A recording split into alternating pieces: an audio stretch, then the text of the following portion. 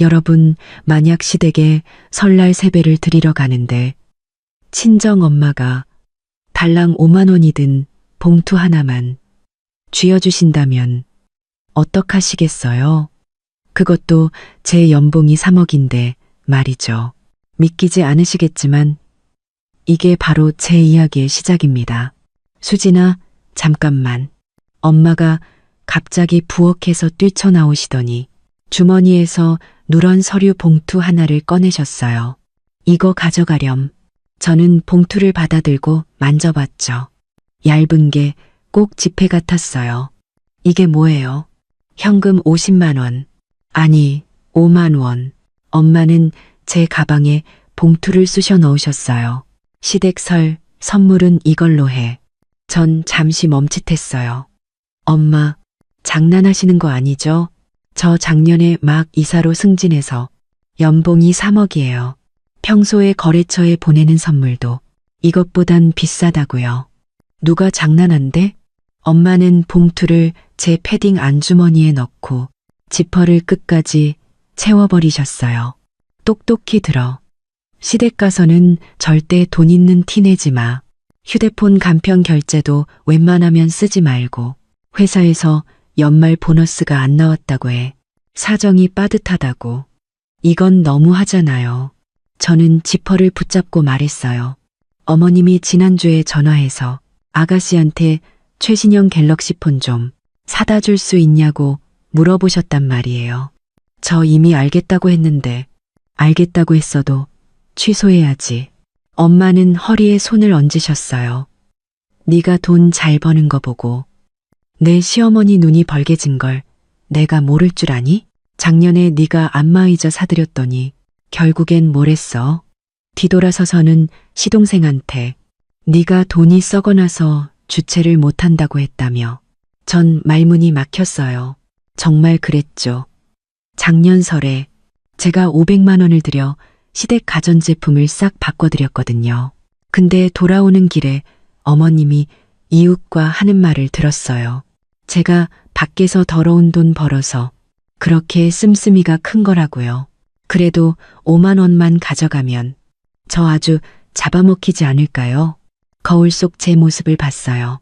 머리부터 발끝까지 합치면 거의 0만 원인데 이건 차이가 너무 크잖아요. 안 잡아먹어.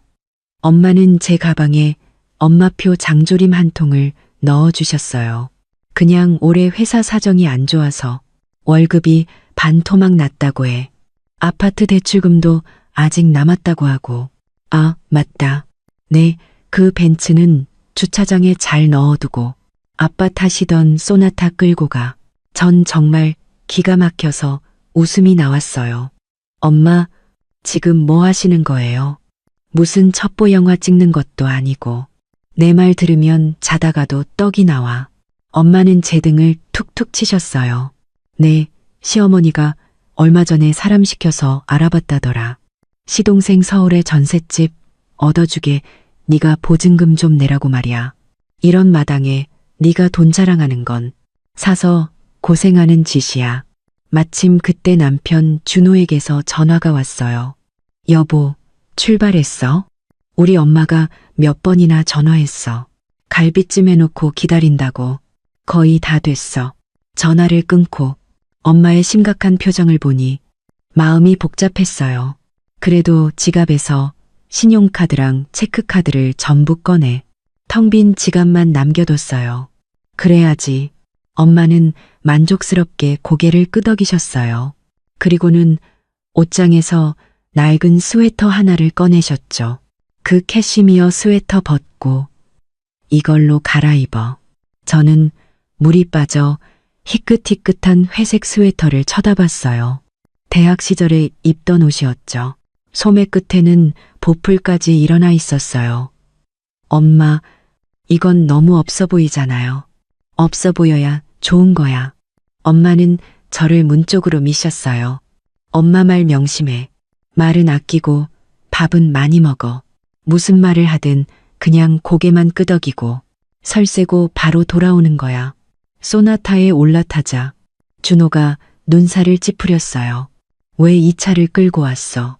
우리 엄마가 친척들한테 다 말해놨는데 올해는 네가 새 차 뽑아서 온다고. 말도 마. 저는 엄마가 시킨 대로 둘러댔어요. 회사 사정이 안 좋아서 연봉이 깎였어.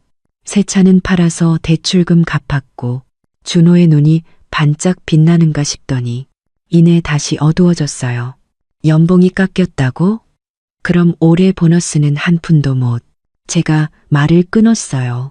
가방에서 그 누런 봉투를 꺼내 흔들어 보였죠. 이거 5만 원밖에 안 들었어. 어머님 괜찮으실까? 괜찮아. 괜찮아. 준호가 서둘러 말했어요. 우리 엄마 그런 속물 아니야. 저는 속으로 비웃었어요. 어머님이 속물인지 아닌지는 조금만 있으면 알게 되겠죠. 차로 3시간을 달려 마을에 막 들어섰을 때 어머님이 마을 입구 낡은 느티나무 아래서 계신 게 보였어요. 빨간색 노비옷을 입고 손에는 계산기를 쥔 채로요. 이제야 오는구나. 어머님은 제 등 뒤를 쳐다봤어요. 내 새 차는 어쨌니? 팔았어요. 저는 캐리어를 끌며 일부러 낡은 스웨터 소매를 드러냈어요. 올해 회사가 어려워서요. 형편이 좀 빠듯해요. 어머님 얼굴이 순식간에 굳어졌어요. 계산기가 바닥에 툭 떨어졌죠. 팔았다고? 작년에 승진했다면서. 승진은 했는데 월급은 안 올랐어요. 저는 주머니에서 그 누런 봉투를 꺼내 건네드렸어요. 어머님, 이건 아버님이랑 2분 설 용돈이에요. 얼마 안 되지만 너그러이 받아주세요. 어머님은 봉투를 받아 쥐어보더니 얼굴이 소뚜껑처럼 새까매졌어요. 5만 원? 목소리가 어찌나 날카로운지 온 동네에 다 들릴 정도였어요. 세아가 사람을 거지로 보니? 준호가 서둘러 상황을 수습했어요. 엄마, 수진이도 어쩔 수 없었을 거야. 회사가 뭐 어쨌는데. 어머님은 봉투를 제 품에 던져버렸어요. 내가 보아하니 일부러 이러는 거야. 우리 집이 가난해서 자기가 바라는 걸 못 해주니까. 봉투가 바닥에 떨어지며 꼬깃꼬깃한 10,000원짜리 지폐 5장이 흩날렸어요. 바람에 팔랑거리며 뒹굴었죠. 저는 허리를 숙여 돈을 주우며 엄마가 왜 이렇게 하라고 하셨는지 불현듯 깨달았어요. 이제 막 도착했는데 벌써부터 연극이 시작된 거죠. 저는 돈을 주워 다시 어머님 손에 억지로 쥐어드렸어요. 활짝 웃으면서요. 어머님, 정말 죄송해요. 내년에 회사 사정 좋아지면 제가 금팔찌 하나 해드릴게요. 어머님은 코웃음을 치더니 집으로 휙 돌아섰어요. 캐리어 바퀴가 자갈길 위를 구르며 덜컹거리는 소리가 마치 제 심장을 두드리는 것 같았어요. 준호가 제 귓가에 속삭였죠. 마음에 담아두지 마. 우리 엄마 원래 저런 성격이야. 저는 아무 말도 하지 않았어요. 안주머니 속 봉투를 만지작거리며 문득 엄마의 이 방법이 정말로 어떤 골칫거리를 피하게 해줄지도 모른다는 생각이 들었어요.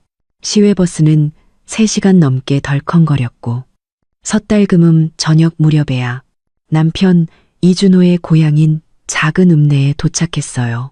차가 멈추자마자 정류장 아래에서 손을 비비며 서 있는 준호가 보였죠. 그 뒤에는 시누이 이나리가 서 있었어요. 눈에 띄는 분홍색 패딩을 입고 멀리서부터 우리를 향해 손을 흔들었죠. 드디어 왔네. 준호가 제 손에서 여행 가방을 받아들었어요. 한번 들어보더니 짐이 별로 없네? 친정 엄마가 조금만 가져가라고 하셨어. 집에 다 있다고? 저는 웃으며 5만 원 현금과 동네 떡 2상자가 든 보자기를 그에게 건넸어요. 아버님, 어머님, 그리고 아가씨 설 선물이야. 나리가 눈치 빠르게 보자기를 확 낚아채더니 매듭을 풀고 안을 들여다봤어요. 안에 든 것을 확인하자 푹하고 웃음을 터뜨렸죠.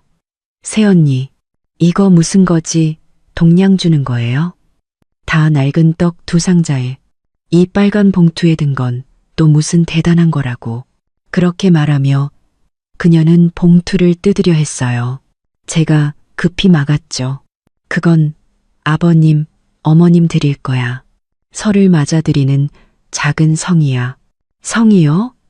제가 보기엔 성의가 없는 것 같은데요. 나리는 눈을 흐기며 보자기를 준호 품에 툭 던졌어요. 오빠가 데려온 마누라 좀 봐. 연봉이 3억이라면서 집에 한 번 오는데 고작 이런 걸 가져와? 소문나면 창피해서 어떡해. 준호의 얼굴이 좀 뜨거워졌어요. 그는 나리를 잡아 끌며 말했죠. 나리야, 함부로 말하지 마. 새언니가 깜빡했을 수도 있잖아. 저는 안 깜빡했는데요. 저는 옷깃을 꽉 쥐었어요. 집을 나서기 전 엄마가 하신 말씀을 떠올렸죠. 말은 아끼고 지켜만 봐라. 그래서 아무 대꾸도 하지 않았어요. 집으로 걸어가는 길에 나리는 계속해서 떠들어댔어요. 우리 회사 김대리님네 형님은 설에 금팔찌 사줬대. 시어머니한테는 안마의자도 사드리고 그분 연봉은 0만 원밖에 안 된다는데 새언니는 한참 멀었네요. 나리야.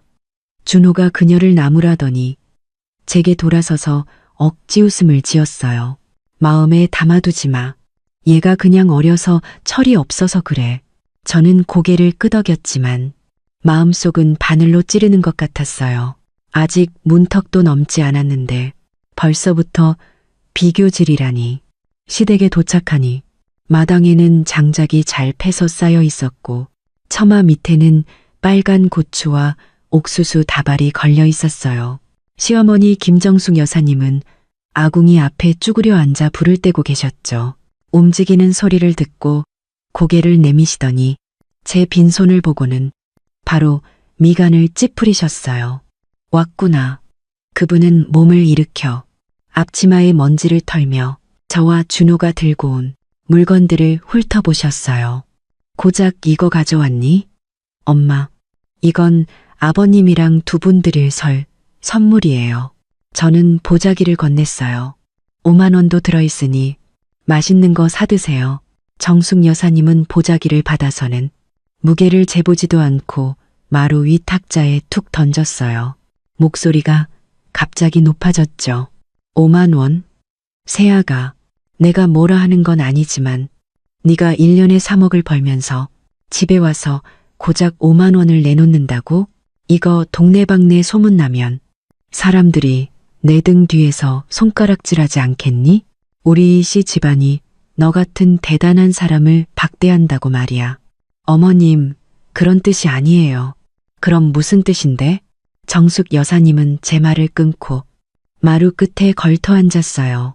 네가 돈 버는 게 쉽지 않은 건 알지만 그래도 이렇게 인색해서야 쓰나. 준호가 너희 집에 갈 때마다 봐라. 어느 한 번 빈손으로 간 적 있니? 담배는 최고급으로, 술도 최고급으로 어느 것 하나 좋은 거 아니었던 게 없어. 엄마, 그거 다 제가 산 거예요. 준호가 서둘러 수습에 나섰어요. 수진이가 바빠서 깜빡했나 봐요. 깜빡? 내가 보기엔 일부러 그런 것 같은데. 나리가 안방에서 뛰쳐나왔어요. 손에는 제가 가져온 떡 상자를 들고 있었죠. 이 허접한 떡 좀 보세요. 마트에서 할인해도 아무도 안 사갈 거예요. 이걸 설 선물이라고 가져오다니 뻔뻔하기도 하지. 새언니, 혹시 우리 시골 사람들은 돈이 안 된다고 생각하는 거예요? 좋은 거 먹을 자격도 없다고? 아니에요. 저는 주머니 속 휴대폰을 꽉 쥐었어요. 손가락 마디가 하얗게 질렸죠. 저희 동네에서 가장 유명한 떡집인데 맛이 정말 좋아요. 아무리 좋아도 수입 초콜릿보다 좋겠어요? 나리는 떡 상자를 탁자에 쾅 내려놓았어요. 제 친구네 새언니는 설의 수입 과자랑 화장품 세트도 사왔다는데 그거 몇십만 원이나 한대요. 정숙 여사님이 옆에서 거들었어요. 그래, 우리 나리도 이제 20 몇 살인데 꾸며야 할 나이지. 네가 새언니인데 좀 챙겨줘야지. 저는 심호흡을 한번 하고 엄마가 침착해라라고 하신 말씀을 떠올리며 눈을 내리깔았어요. 어머님, 아가씨가 좋아하는 거 설 지나고 인터넷으로 주문해 드릴게요. 지금은 택배가 다 끊겨서요. 인터넷으로 사는 게 지금 당장 사주는 것보다 좋겠니? 정숙 여사님이 저를 쏘아보셨어요. 내가 보니 넌 그냥 사주기 싫은 거야. 됐어, 됐어. 그만하고 빨리 밥이나 차려. 네, 아버님이랑 시동생 곧 돌아올 시간이야. 그렇게 말하며 부엌으로 가시다가 제 옆을 지날 때 일부러 저를 툭 치고 지나갔어요. 나리는 제게 얄미운 표정을 짓더니 엄마 뒤를 따라 부엌으로 들어갔어요. 두 사람은 안에서 소곤거렸죠. 목소리는 크지 않았지만 인색하다, 짠순이, 사람 무시한다. 같은 단어들은 똑똑히 제 귀에 꽂혔어요. 준호가 제 팔을 잡아당겼어요. 수진아, 화내지 마. 우리 엄마랑 나리가 그냥 입이 좀 험해서 그래. 다른 뜻은 없어. 저는 글을 올려다보며 아무 말도 하지 않았어요. 이게 바로 내가 결혼한 남자구나. 그의 가족들이 대놓고 또 몰래 나를 비웃을 때 그는 그저 다른 뜻은 없어라고만 할 뿐이었어요. 부엌에서 음식 냄새가 풍겨왔어요. 정숙 여사님이 안에서 소리쳤죠. 준호야, 들어와서 반찬 좀 날라라. 준호는 네. 하고 부엌으로 달려갔어요. 방에는 저 혼자 남았죠. 저는 마루 끝에 걸터 앉아 탁자 한쪽에 내팽개쳐진 보자기를 바라보며 문득 친정엄마가 너무나 그리워졌어요. 엄마가 5만 원만 가져가라고 하신 건 어쩌면 이런 상황을 이미 예견하셨기 때문일까요? 그때 문이 삐걱 소리를 내며 열렸어요. 시아버님 이재국 씨와 시동생 이준서가 들어왔죠. 재국 씨는 저를 보고 고개를 끄덕이며 말했어요. 왔구나. 아버님, 도련님. 저는 일어나 인사했어요. 준서는 곁눈질로 탁자 위 보자기를 쳐다보더니 아무 말 없이 마루 끝에 앉아 리모컨으로 TV를 켰어요. 저녁 식탁은 분위기가 아주 어색했어요. 정숙 여사님은 계속해서 준호와 준서에게만 반찬을 집어주셨고 나리는 자기 밥그릇에 있는 고기만 골라먹기 바빴죠. 아무도 저를 신경 쓰지 않았어요. 저는 묵묵히 밥만 먹었어요. 이번 설 정말 최악이라는 생각이 들었죠. 식사가 반쯤 지났을 때 정숙 여사님이 갑자기 말했어요. 아, 맞다. 내일 준호더러 너 데리고 읍내 좀 다녀오라고 해라. 내 아버님이랑 준서 새 옷 좀 사주고 나리 신발도 한 켤레 사주고 남들이 우리 집이 너 박대한다고 말 못하게. 저는 젓가락을 쥔 손을 멈췄어요. 뭐라고 말하려던 찰나 준호가 먼저 입을 열었어요. 엄마, 수진이 오늘 차 타느라 피곤할 텐데 모레 가면 안 돼요? 피곤은 무슨. 서울서 온 아가씨는 참 유난도 떠네. 정숙 여사님은 준호를 흘겨보더니 말했어요. 그렇게 정했다. 내일 가.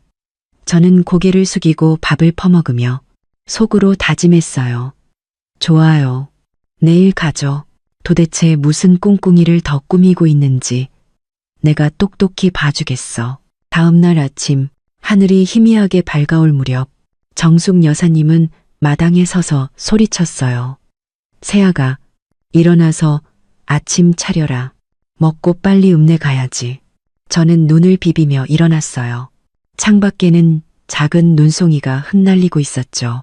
추워서 온몸이 덜덜 떨렸어요. 부엌에 들어가니 정숙 여사님은 아궁이 문 앞에 앉아 해바라기 씨를 까먹고 있었어요. 제가 들어오는 것을 보고 도마 위에 밀가루 반죽을 가리켰죠. 이걸로 만두 좀 쪄라. 반찬 2개 볶고 간단하게 해. 저는 아무 말 없이 소매를 걷어붙이고 바쁘게 움직이기 시작했어요. 반죽은 어제 해놓은 것인데 조금 시큼한 걸 보니 이스트를 적게 넣은 모양이었어요. 감자채 볶음 하나 만들고 계란 몇 개 붙여서 막 찐만두를 상에 올리자마자 나리가 헝클어진 머리를 하고 방에서 뛰쳐나왔어요. 만두 하나를 집어 입에 쏙 넣었죠. 천천히 먹어. 누가 뺏어 먹니? 정숙 여사님이 그녀의 등을 한 대 치며 말했어요. 다 먹고 빨리 옷 갈아입어. 오빠랑 새언니랑 읍내 가야지. 나리는 만두를 우물거리며 중얼거렸어요. 알았어요, 엄마. 나 벌써 받은 거 있다고요. 읍내에 새로 생긴 명품 매장에 내가 진짜 좋아하는 가방 있단 말이에요. 그렇게 말하며 그녀는 저를 힐끗 쳐다봤어요. 저는 못 본 척 고개를 숙이고 죽을 마셨어요. 준호가 옆에서 저를 쿡쿡 찔렀죠. 들었지? 나리가 그 가방 좋아한대. 이따 가서 한번 봐. 응. 저는 대답하며 속으로 비웃었어요. 식사를 마치고 준호는 오토바이를 몰아 우리를 읍내로 데려갔어요. 눈이 꽤 많이 내렸죠. 길가에 보리밭은 하얀 이불을 덮고 있었고 바퀴가 눈 위를 지날 때마다 뽀드득 뽀드득 소리가 났어요. 새언니, 제 이 패딩 예쁘죠? 나리가 갑자기 다가와 말했어요. 친구가 사준 건데 10만 원도 넘어요. 예쁘네. 저는 건성으로 대답했어요. 예쁘면 뭐해요. 다 유행 지났는데. 그녀는 한숨을 쉬었어요. 제가 말했죠. 제가 마음에 들어하는 그 가방 최신상이라고요. 20만 원밖에 안 해요. 비싸지도 않잖아요. 저는 앞만 보며 아무 대꾸도 하지 않았어요. 읍내에 도착해서 준호는 명품 매장 앞에 오토바이를 세웠어요. 나리는 제 손을 끌고 안으로 달려갔죠. 진열장에 있는 반짝이는 가방 하나를 가리키며 새언니, 저거 봐요. 바로 저거예요. 점원이 서둘러 다가왔어요. 이건 신상품이에요. 젊은 아가씨한테 특히 잘 어울리죠. 지금 10% 할인해서 21만 6천 원이에요. 들었죠, 새언니? 21만 6천 원밖에 안 한대요. 나리는 제 팔을 잡고 흔들었어요. 하나 사주세요. 네, 설 선물이라고 생각하고요. 저는 그녀의 손을 뿌리치고 주머니에서 지갑을 꺼내 열어서 보여줬어요. 나리야, 정말 미안한데 나 지금 5만 원밖에 없어. 이것도 친정 엄마가 가져가라고 해서 가져온 거야. 이 가방 사기엔 부족하네. 5만 원? 나리의 얼굴이 순식간에 굳어졌어요. 새언니, 장난해요? 연봉 3억 버는 사람이 5만 원만 들고 다닌다고요? 누가 믿겠어요? 진짜야. 저는 지갑을 닫으며 말했어요. 우리 엄마가 시댁에 설 쓰러 갈 때는 그냥 마음만 표하면 된다고 했어. 너무 사치 부릴 필요 없다고. 사주기 싫어서 그러는 거겠죠. 나리가 갑자기 목소리를 높여 가게 안의 사람들이 모두 쳐다보게 만들었어요. 새언니는 우리 시골 사람들 무시하는 거잖아요. 우리가 이런 좋은 가방 쓸 자격이 없다고 생각하는 거죠? 그런 뜻 아니야. 저는 미간을 찌푸리며 말했어요. 정말 갖고 싶으면 서울 돌아가서 내가 돈 보내줄 테니 직접 사. 지금 사는 거랑 뭐가 다른데요? 그녀는 문을 막고 제가 나가지 못하게 했어요. 혹시 오빠가 새언니 돈 많은 거 알까봐 안 사주는 거죠? 내가 말했잖아요. 우리 오빠는 나를 제일 아낀다고요. 준호가 서둘러 중재에 나섰어요. 나리야, 그만해. 새언니가 정말 돈이 없을 수도 있잖아. 돌아가서 다시 얘기하자. 오빠는 맨날 편애해. 나리가 갑자기 울기 시작했어요. 나 그냥 저 가방 하나 갖고 싶은 건데 그게 뭐 어때서요? 새언니는 돈도 많이 벌면서 나한테 가방 하나 사주는 게 그렇게 아까워요? 오빠는 장가 가더니 동생은 잊었구나. 그녀가 울기 시작하자 가게는 더 소란스러워졌어요. 정숙 여사님이 어디선가 나타났죠. 아까는 옆 가게에서 옷감 산다고 하셨는데 지금은 문가에 서서 허리에 손을 얹고 있었어요. 새아가, 우리 나리가 소원 하나 있다는데 그냥 좀 사줘라. 20만 원 정도야. 너한테는 껌값이잖아. 어머님, 저 정말 돈이 그만큼 없어요.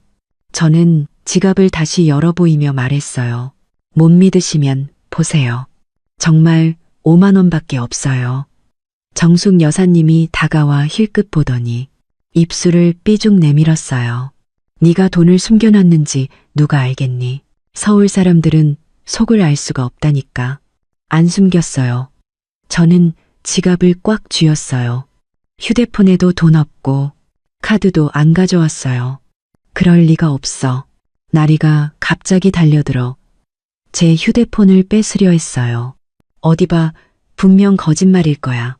저는 서둘러 휴대폰을 뒤로 숨겼어요. 준호가 그녀를 막았죠. 나리야, 뭐 하는 짓이야? 이게 무슨 망신이야? 몰라.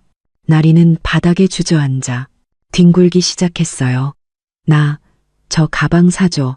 안 사주면 안 일어날 거야. 그녀가 소란을 피우자 가게 안 사람들이 수군거리기 시작했어요. 한 할머니가 말했죠. 저 아가씨는 왜 저런데? 안 사준다고 바닥에서 뒹굴고. 참 버릇없네. 정숙 여사님의 얼굴이 불그락불그락했어요. 나리를 잡아 끌며 말했죠. 일어나. 창피한 줄도 모르고. 안 일어나. 나리는 더 큰 소리로 울었어요. 나, 저 가방 사달라고. 저는 이 소동을 보며 문득 너무나 우스꽝스럽다는 생각이 들었어요. 저는 몸을 숙여 나리를 보며 말했어요. 나리야, 내가 안 사주는 게 아니라 정말 돈이 없어서 그래. 이렇게 하자. 설 지나면 내가 비서시켜서 2개 보내줄게. 이것보다 더 좋은 걸로. 어때? 정말요? 나리가 울음을 그치고 눈을 반짝였어요.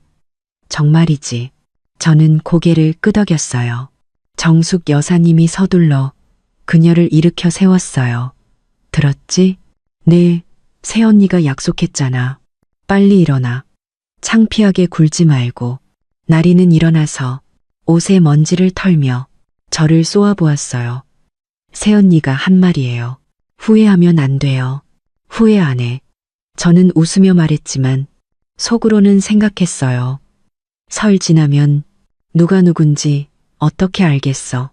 명품 매장에서 나오자 나리는 또 우리를 휴대폰 가게로 끌고 갔어요. 최신형 스마트폰을 가리키며 말했죠. 새언니, 이 폰도 되게 좋네요. 80만 원밖에 안 하는데 이것도 겸사겸사 하나 사주세요. 나리야, 준호가 조금 화를 냈어요. 적당히 해라. 그냥 물어본 거잖아요. 나리는 중얼거리며 더 이상 고집 부리지 않았어요. 돌아오는 길, 오토바이는 쌩쌩 달렸고 눈송이가 얼굴을 때려 조금 아팠어요. 나리는 뒤에 앉아 정숙 여사님과 무언가 속삭이며 이따금 웃음소리를 냈어요. 저는 준호의 등을 보며 문득 이 결혼이 처음부터 잘못된 것이었을지도 모른다는 생각이 들었어요. 집에 거의 다다랐을 때 정숙 여사님이 갑자기 말했어요. 세아가, 엄마가 너랑 상의할 게 좀 있다. 네, 어머님, 말씀하세요. 저는 마음속으로 덜컥했어요. 본론이 시작될 거라는 걸 알았죠. 그게 내 시동생 준서도 이제 나이가 찼으니 장가를 가야지. 정숙 여사님이 한숨을 쉬었어요. 근데 여자 쪽 집에서 서울에 꼭 집 한 채는 있어야 한다더라. 아니면 시집 안 보낸다고. 그래서 말인데 저는 속으로 비웃었어요. 왔구나. 오토바이가 눈길에 미끄러져 준호가 급브레이크를 밟았어요. 핸들이 심하게 흔들렸죠. 정숙 여사님은 짐칸 난간을 붙잡고 아까 하던 말을 계속했어요. 서울 집값 네가 더 잘 알잖아. 한 채 사려면 몇 억은 훌쩍 넘어가. 우리 집 형편이 뻔한데 네, 아버님이랑 내가 평생 모은 돈도 겨우 계약금이나 될까 말까야. 저는 패딩을 더 단단히 여몄어요. 바람이 목덜미로 스며들었죠. 정말 힘드시겠네요. 그럼 힘들고 말고. 그녀는 한숨을 쉬더니 화제를 바꿨어요. 세아가, 너랑 준호는 잘 살고 너는 돈도 잘 벌잖아. 이번에 좀 도와줄 수 없겠니? 나리가 뒤에서 말을 보탰어요. 맞아요, 새언니. 다 한 가족이잖아요. 준서 오빠, 좀 도와주세요. 나중에 돈 벌면 갚을 거예요. 게다가 새언니는 1년에 3억이나 버는데 이 3억이야 새언니한테는 아무것도 아니잖아요. 이 3억이요? 저는 일부러 목소리를 높였어요. 아가씨, 혹시 돈에 대한 개념이 없으신가요? 제가 1년에 3억을 버는 건 세전 수입이에요. 세금 떼고 집세 내고 직원들 월급 주고 나면 남는 게 별로 없어요.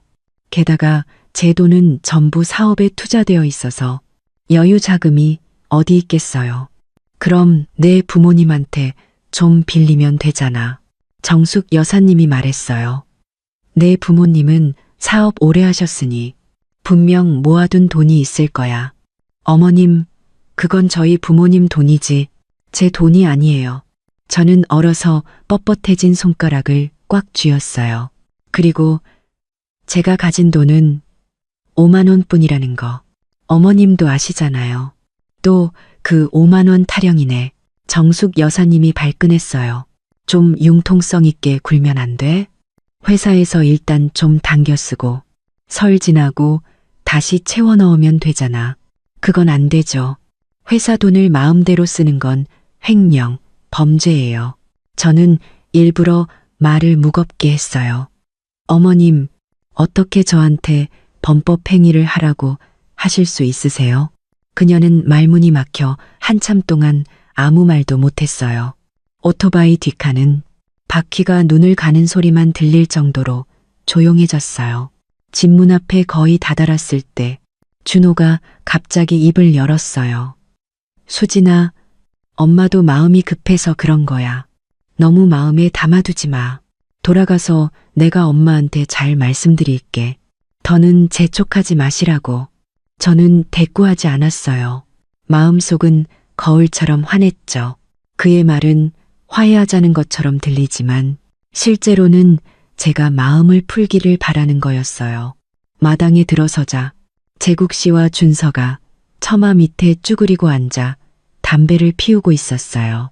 우리가 돌아온 것을 보고 준서는 서둘러 담배를 껐죠. 일어나서 손을 비비며 웃었어요. 형수님, 오셨어요? 읍내는 춥지 않았어요. 예전에 그는 저를 보면 항상 피하곤 했는데 오늘의 태도는 이상할 정도로 친절했어요. 저는 고개를 끄덕였어요. 괜찮았어요. 정숙 여사님은 보자기를 안방 탁자에 툭 던지며 재국 씨를 향해 소리쳤어요. 여보, 물 좀 끓여요. 수진이 손 좀 녹이게. 그리고는 제게 돌아서서 말했어요. 세아가 서 있지 말고 방에 들어가서 불 좀 쬐. 그 일은 우리 천천히 얘기하자. 급할 거 없어. 제가 막 자리에 앉아 준서가 뜨거운 차 한 잔을 가져왔어요. 컵 가장자리에는 아직 차시피 붙어 있었죠. 형수님, 차 드세요. 고마워요. 저는 받지 않고 제 텀블러를 들었어요. 정숙 여사님은 제 맞은편 마루 끝에 앉아 허벅지를 치며 말했어요. 우리 준서 참 착하지. 근데 운이 없어서 장가 한번 가려는데 집 때문에 고생이네. 세아가 그냥 준서 불쌍하다 생각하고 좀 도와주면 안 되겠니? 어머님, 제가 안 도와드리는 게 아니라 정말 도와드릴 수가 없어요. 저는 텀블러를 탁자에 내려놓았어요. 제가 가진 돈은 5만 원뿐이에요. 어머님이 괜찮으시다면 이 돈 준서 도련님 용돈으로 쓰라고 드릴게요. 누가 내 5만 원을 달래. 준서가 갑자기 얼굴을 바꿨어요. 손에 든 찻잔을 바닥에 내동댕이 쳤죠. 너 우리 집 무시하지? 가난해서 내 돈 못 갚을까봐 그러는 거지? 찻잔이 시멘트 바닥에 산산조각 났고 뜨거운 물이 제 바지에 튀어 뜨거워서 움찔했어요. 준호가 서둘러 그를 말렸어요. 준서야, 너 뭐 하는 짓이야? 형, 말리지 마. 준서는 눈이 벌개져서 소리쳤어요. 난 벌써 눈치챘어. 형수님은 우리 집이 자기한테 안 어울린다고 생각하는 거야. 연봉 3억이면 대단해. 결국 여자일 뿐이잖아. 이준서, 말 똑바로 해. 제가 일어서며 말했어요. 내가 어른이라 존중해 주니까. 은혜를 원수로 갚지 마. 네가 감히 나한테 욕을 해. 준서가 손을 들어 저를 밀치려 했지만 준호가 그를 꽉 붙잡았어요. 정숙 여사님은 옆에서 울며 불며 난리를 쳤어요. 내 팔자야. 왜 이렇게 기구한가?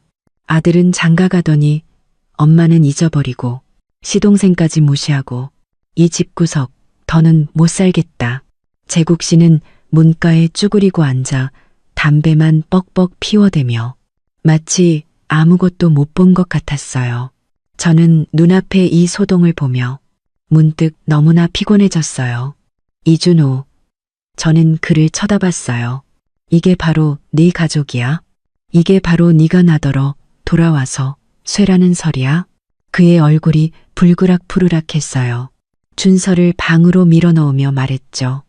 너 방에 들어가 있어. 여기서 더 소란 피우지 마. 정숙 여사님은 계속 울고 있었고 나리는 옆에서 부채질하듯 말했어요. 엄마, 저것 봐. 엄마 화나게 하잖아. 저런 며느리는 없는 게 나아. 저는 그들을 무시하고 제 가방을 들었어요. 나 이설 안 쉴래요. 지금 당장 갈 거예요. 어딜까? 준호가 저를 막아섰어요. 수진아, 준서가 잘못했어. 내가 대신 사과할게. 설날에 이렇게 가면 복이 안 좋잖아. 복이 안 좋다고? 저는 웃었어요. 지금 이 꼴은 복이 좋고 그렇게 대치하고 있을 때 재국 씨가 갑자기 일어났어요. 담뱃대를 신발 밑창에 툭툭 털며 말했죠. 됐다. 시끄럽게 굴지 마라. 동네 사람들 듣고 비웃겠다. 그는 정숙 여사님을 쏘아보더니 밥이나 차리지 않고 뭐해? 그리고는 제게 말했어요. 세아가 마음에 담아두지 마라. 애들이 철이 없어서 그래. 저는 그를 보며 아무 말도 하지 않았어요. 이 가족은 정말 한 명 한 명 연기를 너무 잘했어요.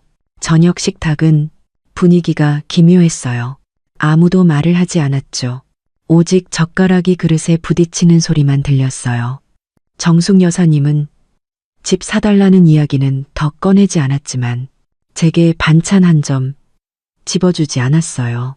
나리와 준서는 이따금 저를 쏘아봤고 준호는 계속해서 제게 눈치를 주며 신경 쓰지 말라고 했어요.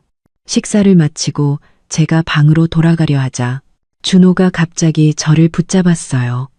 수진아, 우리 잠깐 나가서 걷자. 밖에 눈 그쳤어. 달이 하늘에 걸려 있었고 땅에 쌓인 눈이 빛을 반사해 눈이 부셨어요. 준호는 발로 눈을 차며 한참을 걷다가 입을 열었어요. 수진아, 오늘 오후 일 미안해. 미안하면 다야? 저는 그를 쳐다봤어요. 네 동생이 한 말은 무슨 뜻이고 내 엄마가 나더러 회사 돈을 빼돌리라는 건 또 무슨 뜻이야? 그냥 마음이 급해서 그런 거야. 다른 뜻은 없어. 그는 한숨을 쉬었어요. 준서, 결혼 문제 때문에 우리 부모님이 며칠 밤을 뜬 눈으로 세우셨어. 혹시 다른 방법이 없을까? 좀 더 생각해보면 안 될까? 이준호, 너 무슨 소리 하는 거야? 저는 깜짝 놀랐어요. 너도 내가 그이 3억을 내야 한다고 생각해? 그런 뜻이 아니야. 그가 서둘러 해명했어요. 그냥 다 한 가족인데 도울 수 있으면 좀 돕자는 거지. 그리고 넌 돈도 쉽게 벌잖아. 쉽게 번다고? 저는 기가 막혀 웃었어요. 네가 보기엔 내 연봉 3억이 하늘에서 떨어진 것 같아? 내가 매일 밤늦게까지 야근하고 거래처 접대하느라 토할 때까지 술 마시는 거 넌 본 적 있어? 그런 뜻이 아니야. 그가 고개를 숙였어요. 그냥 네가 여유 자금이 좀 있을 거라고 생각해서. 없어. 저는 단호하게 말했어요. 설령 있다 해도 절대 내놓지 않을 거야. 이건 돕는 게 아니라 밑 빠진 독에 물 붓기야. 어떻게 그렇게 말할 수 있어? 그가 갑자기 목소리를 높였어요. 걔는 내 친동생이야. 내가 안 도와주면 누가 도와줘?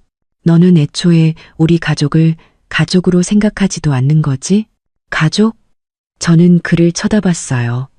가족이라는 게 나한테 돈 내놓으라고 윽박 지르고 안 내놓으면 얼굴 싹 바꾸는 거야? 가족이라는 게 내 동생처럼 입에 담지 못할 막말하는 거고? 이준호, 내 양심에 손을 얹고 말해봐. 결혼 2년 동안 내가 내 가족한테 어떻게 했어?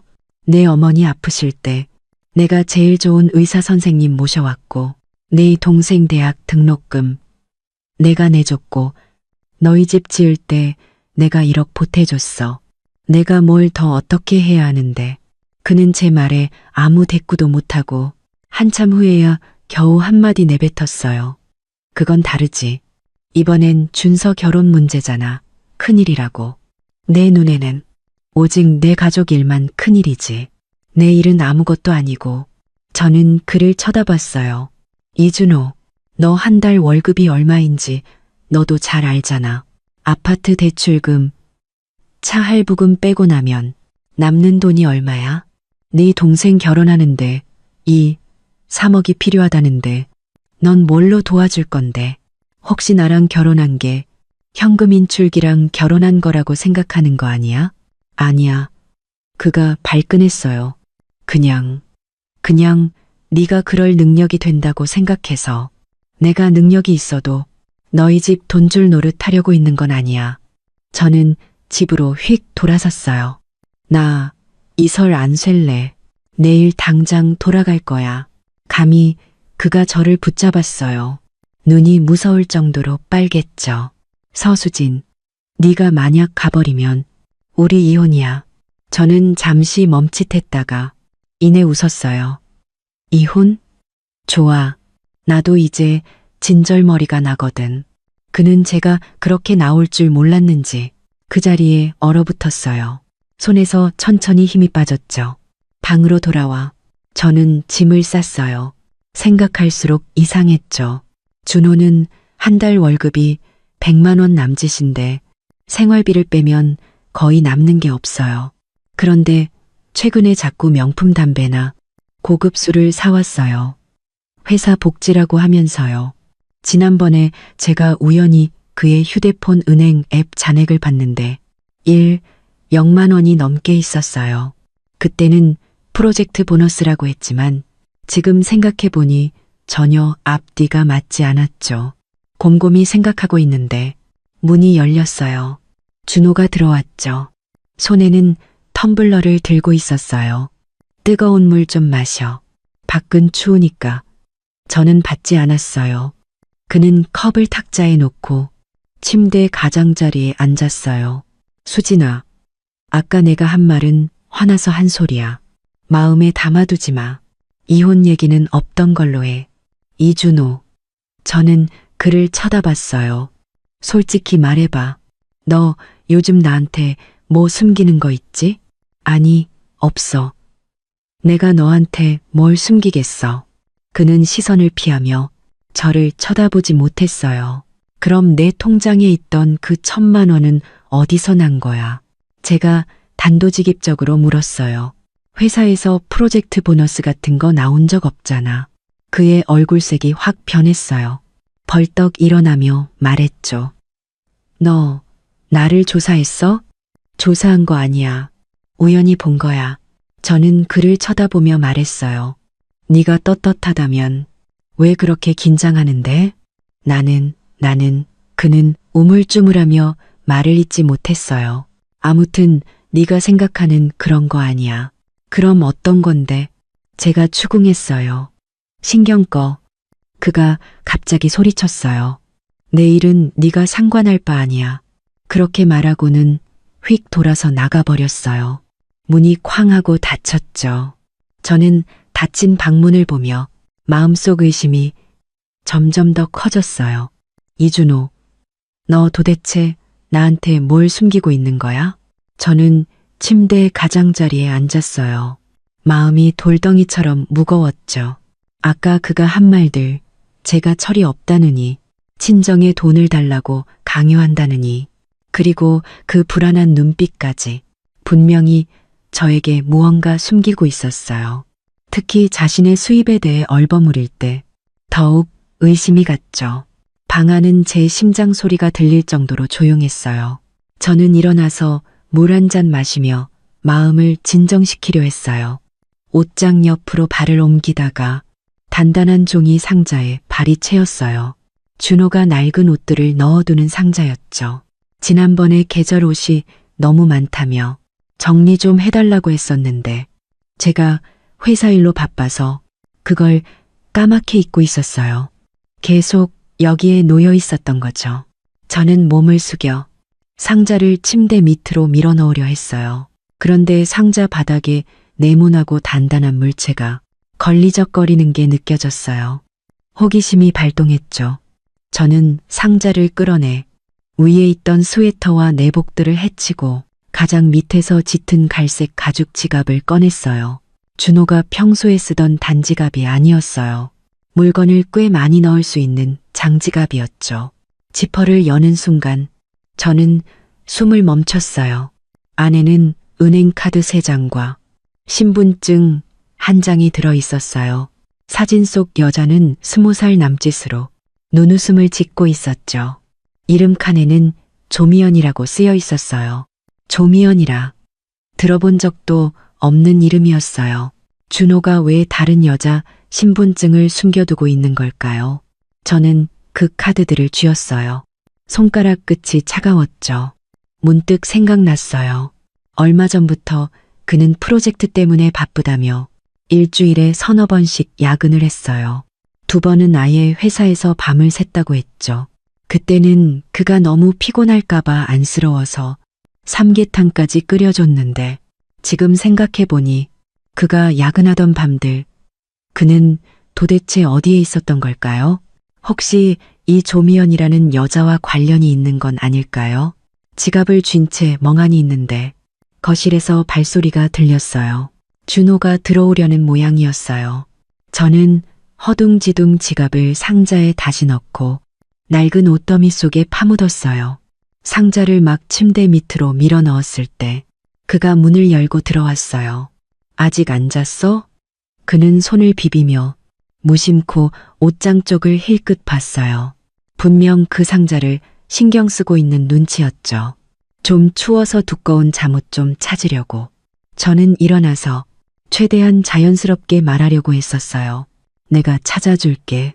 그는 옷장을 열고 손가락으로 옷걸이를 훑었지만 한참 동안 마땅한 옷을 찾지 못했어요. 분명 마음이 다른 곳에 가 있었죠. 저는 그의 뒷모습을 빤히 쳐다봤어요. 그의 귓불이 점점 빨개지고 손바닥에서는 땀까지 나는 것 같았어요. 이런 찔리는 모습이 제 추측을 더욱 확신시켜 주었죠. 찾았다. 그가 산호색 플리스 잠옷을 건네주며 말했어요. 빨리 입어. 감기 걸리지 말고. 응. 저는 잠옷을 받아들고 화장실에 가서 갈아입는 척했어요. 문을 닫는 순간 등이 뻣뻣하게 굳었어요. 그는 분명 문제가 있어요. 이 지갑과 신분증이 바로 증거죠. 제가 나왔을 때 준호는 이미 누워 있었어요. 저를 등지고 누워 숨소리가 거칠었지만 정말로 잠든 것 같지는 않았어요. 이따금 몸을 뒤척였죠. 저는 바깥쪽에 누워 눈을 천장에 고정시켰어요. 머릿속은 온통 조미연이라는 여자의 얼굴과 준호의 이상한 행동들로 가득 찼죠. 밤늦게까지 잠 못 이루다가 결국 잠깐 잠이 들었어요. 동이 트자마자 일어났죠. 준호는 아직 코를 골고 있었어요. 저는 살금살금 그 종이 상자를 꺼내 지갑을 패딩 안주머니에 챙기고 상자를 다시 제자리에 밀어 넣었어요. 아무 일도 없었던 것처럼요. 엄마가 동네 참기름 좀 사오라고 하셔서 방앗간 좀 다녀올게. 제가 그의 귓가에 속삭이자 그는 중얼거리며 몸을 뒤척였지만 깨지는 않았어요. 눈이 어제보다 더 많이 내리고 있었어요. 눈밭을 밟을 때마다 뽀드득 소리가 났죠. 저는 방앗간으로 가지 않고 곧장 읍내에 있는 은행으로 갔어요. ATM 기기 앞에 서자 손이 심하게 떨렸어요. 카드를 넣을 때 3번이나 시도해서야 겨우 들어갔죠. 비밀번호는 뭘까? 저는 먼저 준호의 생일을 입력했어요. 화면에 빨간 글씨로 비밀번호 오류라고 떴어요. 우리 결혼기념일도 시도해봤지만 역시 틀렸어요. 마지막으로 조미연의 신분증에 있는 생년월일을 보며 눈을 감고 그 숫자를 입력했어요. 삑소리와 함께 화면이 환하게 켜졌어요. 거래 내역 조회를 누르는 순간 저는 온몸의 피가 머리로 쏠리는 것 같았어요. 이 카드는 매월 5일의 돈이 입금되었어요. 가장 적을 때는 300만 원, 가장 많았던 건 지난달로 무려 500만 원이었어요. 입금자는 모르는 계좌였고 메모에는 생활비라고 적혀 있었죠. 지출 내역을 보자 저는 화가 나서 손가락 끝이 떨렸어요. 고급 레스토랑에서의 결제 내역, 한 번에 80만 원 이상을 썼더군요. 명품 매장에서의 이체 기록, 280만 원짜리 가방을 샀고요. 그리고 호텔 숙박비, 5일 연속으로 묵었는데 하루에 12만 원씩이었어요. 이 모든 지출은 준호가 야근한다고 했던 날들에 이루어졌어요. 저는 거래 내역을 한 장 한 장 인쇄했어요. 종이가 손에서 바스락거렸죠. 이게 무슨 생활비예요. 분명히 여자를 먹여 살리는데 쓴 돈이었어요. 매달 최소 300만 원, 1년이면 600만 원이에요. 거기에 500만 원이라는 큰 돈은 또 뭐고요. 그는 한 달 월급이 120만 원인데 우리 둘의 생활비를 빼면 거의 남는 돈이 없어요. 이 돈은 어디서 난 걸까요? 설마 저에게 말하지 않은 다른 수입이 있는 걸까요? 아니면 제 돈에 손을 댄 걸까요? 그 거래 내역서를 쥐고 집으로 걸어가는데 눈발이 얼굴을 때려 아팠어요. 마당 문 앞에 거의 다다랐을 때 준호가 울타리 옆에 서서 담배를 피우고 있는 게 보였어요. 제가 돌아온 것을 보고 서둘러 담배를 껐죠. 눈빛이 조금 불안해 보였어요. 참기름 샀어? 그가 웃으며 다가왔어요. 최대한 자연스럽게 보이려 애썼죠.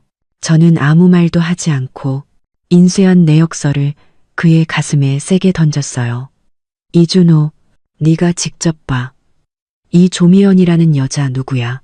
네가 매달 그 여자한테 그렇게 많은 돈을 보내줬는데 내 월급으로 그 여자 먹여 살린 거야? 아니면 네가 무슨 부정한 수입이라도 있는 거야? 그는 내역서를 주워들고 얼굴이 점점 하얗게 질렸어요. 마지막 몇 장을 볼 때는 입술까지 떨렸죠. 네가 어떻게 이걸 조회했어? 조회 안 했으면 내가 바보처럼 속고만 있었겠지. 저는 내역서에 있는 호텔 기록을 가리켰어요. 지난달 18일, 넌 회사에서 프로젝트 때문에 밤새운다고 했지? 결과는 온천 호텔에서 이틀이나 묵었더군. 나한테 똑바로 설명해. 이 돈들 도대체 어디서 난 거야? 그건 회사 워크숍이었어. 그가 서둘러 변명했어요. 동료들도 다 갔어. 조미연은 새로운 인턴이라 방 예약을 담당했어. 워크숍에서 인턴한테 280만 원짜리 가방을 사줘? 저는 비웃었어요. 아니면 내가 눈이 멀어서 그 가방이 최신 한정판인 줄 모를 거라고 생각했니? 내가 세상 물정 모르는 사람으로 보여? 수진아, 내 말 좀 들어봐. 네가 생각하는 그런 게 아니야. 시끄러워. 아침부터 무슨 소란이야. 정숙 여사님이 누비옷을 걸치고 집에서 뛰쳐나왔어요. 바닥에 떨어진 내역서를 보고 허리를 숙여 주워들었죠. 이게 뭐야? 준호야, 네가 왜 다른 여자한테 돈을 보내? 그것도 이렇게 많이? 엄마, 제 말 좀 들어보세요. 이건 오해예요. 준호가 내역서를 뺏으려 했지만 정숙 여사님은 피했어요. 오해라고요?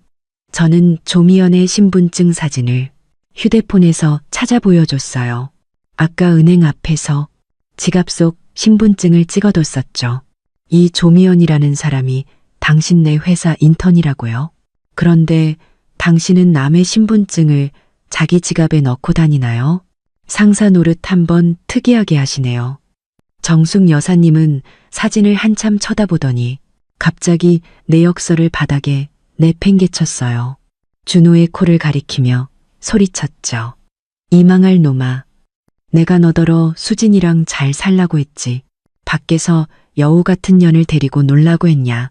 네가 누굴 보고 배운 짓이야. 우리 이씨 집안 망신은 네가 다 시키는구나. 엄마. 준호는 발을 동동 구르며 소리쳤어요. 정말 엄마가 생각하는 그런 게 아니라고요. 그냥 동료 사이예요. 그럼 어떤 사이인데? 나리가 집에서 뛰쳐나와 내역서를 주워 훑어보더니 갑자기 소리를 질렀어요. 오빠가 그 여자한테 사준 가방이 내 것보다 3배나 비싸잖아. 너무 편애하는 거 아니야. 몰라. 나도 똑같은 거 사줘. 입 닥쳐. 준호가 그녀에게 소리쳤어요. 분명 아픈 곳을 찔린 모양이었죠. 내가 보아하니 네가 이 여우한테 홀딱 빠졌구나.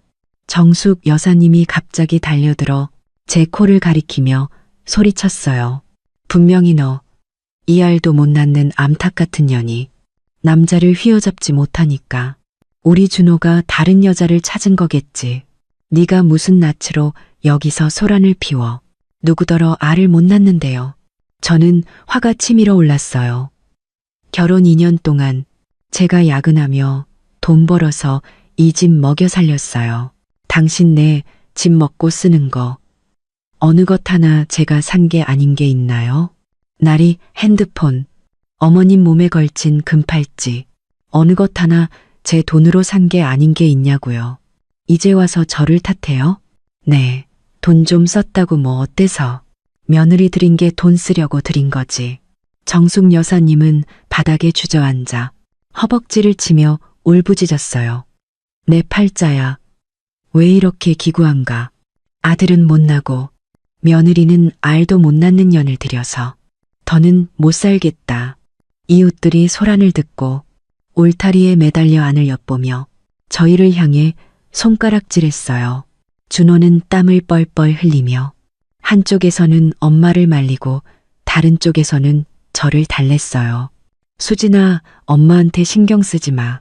그냥 나이 들어서 정신이 오락가락 하시는 거야. 할 말 있으면 집에 들어가서 하자. 여기서 남들 웃음거리 되지 말고. 할 말 없어. 저는 돌아서서 방으로 가짐을 쌌어요. 이준호, 이 결혼은 끝이야. 이혼해야겠어. 감히 정숙 여사님이 바닥에서 벌떡 일어나 달려들어 제 머리채를 잡았어요. 이혼해서 돈 챙겨서 도망가려고? 어림없지. 내 아들 돈에는 우리 이씨 집안 목도 있어. 네가 돈 가지고 도망갈 생각은 꿈도 꾸지 마. 이거 놔요. 제가 그녀의 손을 뿌리쳤어요. 두피가 찢어질 듯 아팠죠. 당신네 집이 내 돈 쓴 거. 내가 아직 계산도 안 했는데 이제 와서 내 돈을 나누자고? 꿈 깨시지. 계산해야 할 건 너야. 정숙 여사님이 다시 달려들려 했지만 준호가 그녀를 꽉 붙잡았어요. 저는 여행 가방을 들고 밖으로 걸어나갔어요. 준호 옆을 지날 때 그가 제 팔을 붙잡았어요. 수진아, 한 번만 더 기회를 줘. 나 조미연이랑 바로 정리할게. 앞으로는 뭐든지 내 말 들을게. 돈도 전부 너한테 맡길게. 늦었어. 제가 그의 손을 뿌리쳤어요. 그가 잡았던 팔뚝이 빨갛게 부어올랐죠. 네가 신분증을 숨기고 나 몰래 다른 여자한테 돈을 썼던 그 순간부터 이미 늦었어. 구경하던 이웃들을 밀치고 저는 뒤도 돌아보지 않고 읍내로 걸어갔어요. 눈이 어깨에 쌓여 곧 얇은 층을 이루었죠. 저는 안주머니 속 지갑을 만졌어요.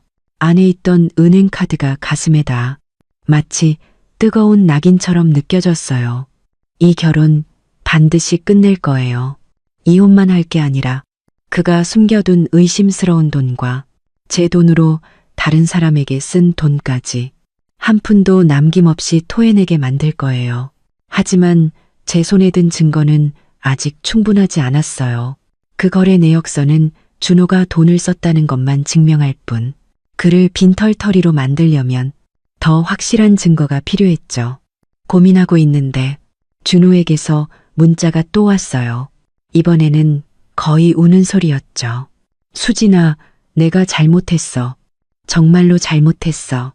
조미연 연락처 다 지웠고 은행카드도 해지했어. 돌아와서 확인해봐. 우리 엄마는 매일 눈물로 지새우시고 준서 결혼도 깨졌어. 이 집 무너지면 안 돼. 저는 문자를 보며 갑자기 묘안이 떠올랐어요. 그들이 저를 돌아오게 하고 싶어 하니 저는 그냥 그 흐름에 몸을 맡기는 거죠. 돌아가서 그들의 추악한 모습을 전부 녹화하는 거예요. 그때가 되면 이혼뿐만 아니라 그들이 제게서 뜯어간 돈까지 받아낼 수 있을 거예요. 저는 그에게 답장했어요. 돌아가고 싶으면 2가지 조건에 동의해야 해. 첫째, 다시는 소란 피우지 말 것. 둘째, 네가 숨겨둔 비자금과 조미연에게 사준 물건들 전부 내놓을 것. 아니면 이야기 끝이야. 그는 바로 답장했어요. 알았어. 알았어. 다 내 말대로 할게. 지금 바로 준비해서 내일 아침에 데리러 갈게. 전화를 끊고 저는 친한 이웃 아저씨에게 연락해서 시댁 쪽 동정을 좀 살펴봐 달라고 부탁했어요. 그리고는 녹음기를 충전해서 가방에 넣었죠. 이번에 돌아가는 건 바로 잠입 수사를 위해서였어요. 그들이 스스로 여우꼬리를 드러내게 만들 작정이었죠. 다음 날 아침, 준호는 정말로 그 낡은 차를 몰고 왔어요. 물 빠진 속옷을 입고 눈가가 퀭한 것이 정말로 반성하는 것처럼 보였죠. 수진아, 물건 다 준비했어. 트렁크에 있어. 그는 저를 쳐다보지 못하고 말하며 손은 계속 핸들을 꽉 쥐고 있었어요. 먼저 말해두는데 속임수 쓸 생각 마. 저는 조수석에 앉아 가방을 무릎 위에 놓고 몰래 녹음기를 켰어요. 차 안에서는 아무 말도 없었어요. 마을 입구에 거의 다다랐을 때 준호가 갑자기 말했어요. 어제 엄마가 마음을 바꾸셨어. 예전에 자기가 잘못했다고 너한테 상처 줘서 미안하다고 하셨어. 아, 그래? 저는 대답하며 속으로 비웃었어요. 연기 실력이 아주 배우뺨치네. 그의 집에 도착하니 마당은 깨끗하게 청소되어 있었고 정숙 여사님은 아궁이 앞에서 불을 떼고 있었어요. 제가 들어오는 것을 보고 서둘러 일어나 앞치마에 손을 몇 번이고 닦았죠. 세아가 왔구나. 빨리 들어와 앉아.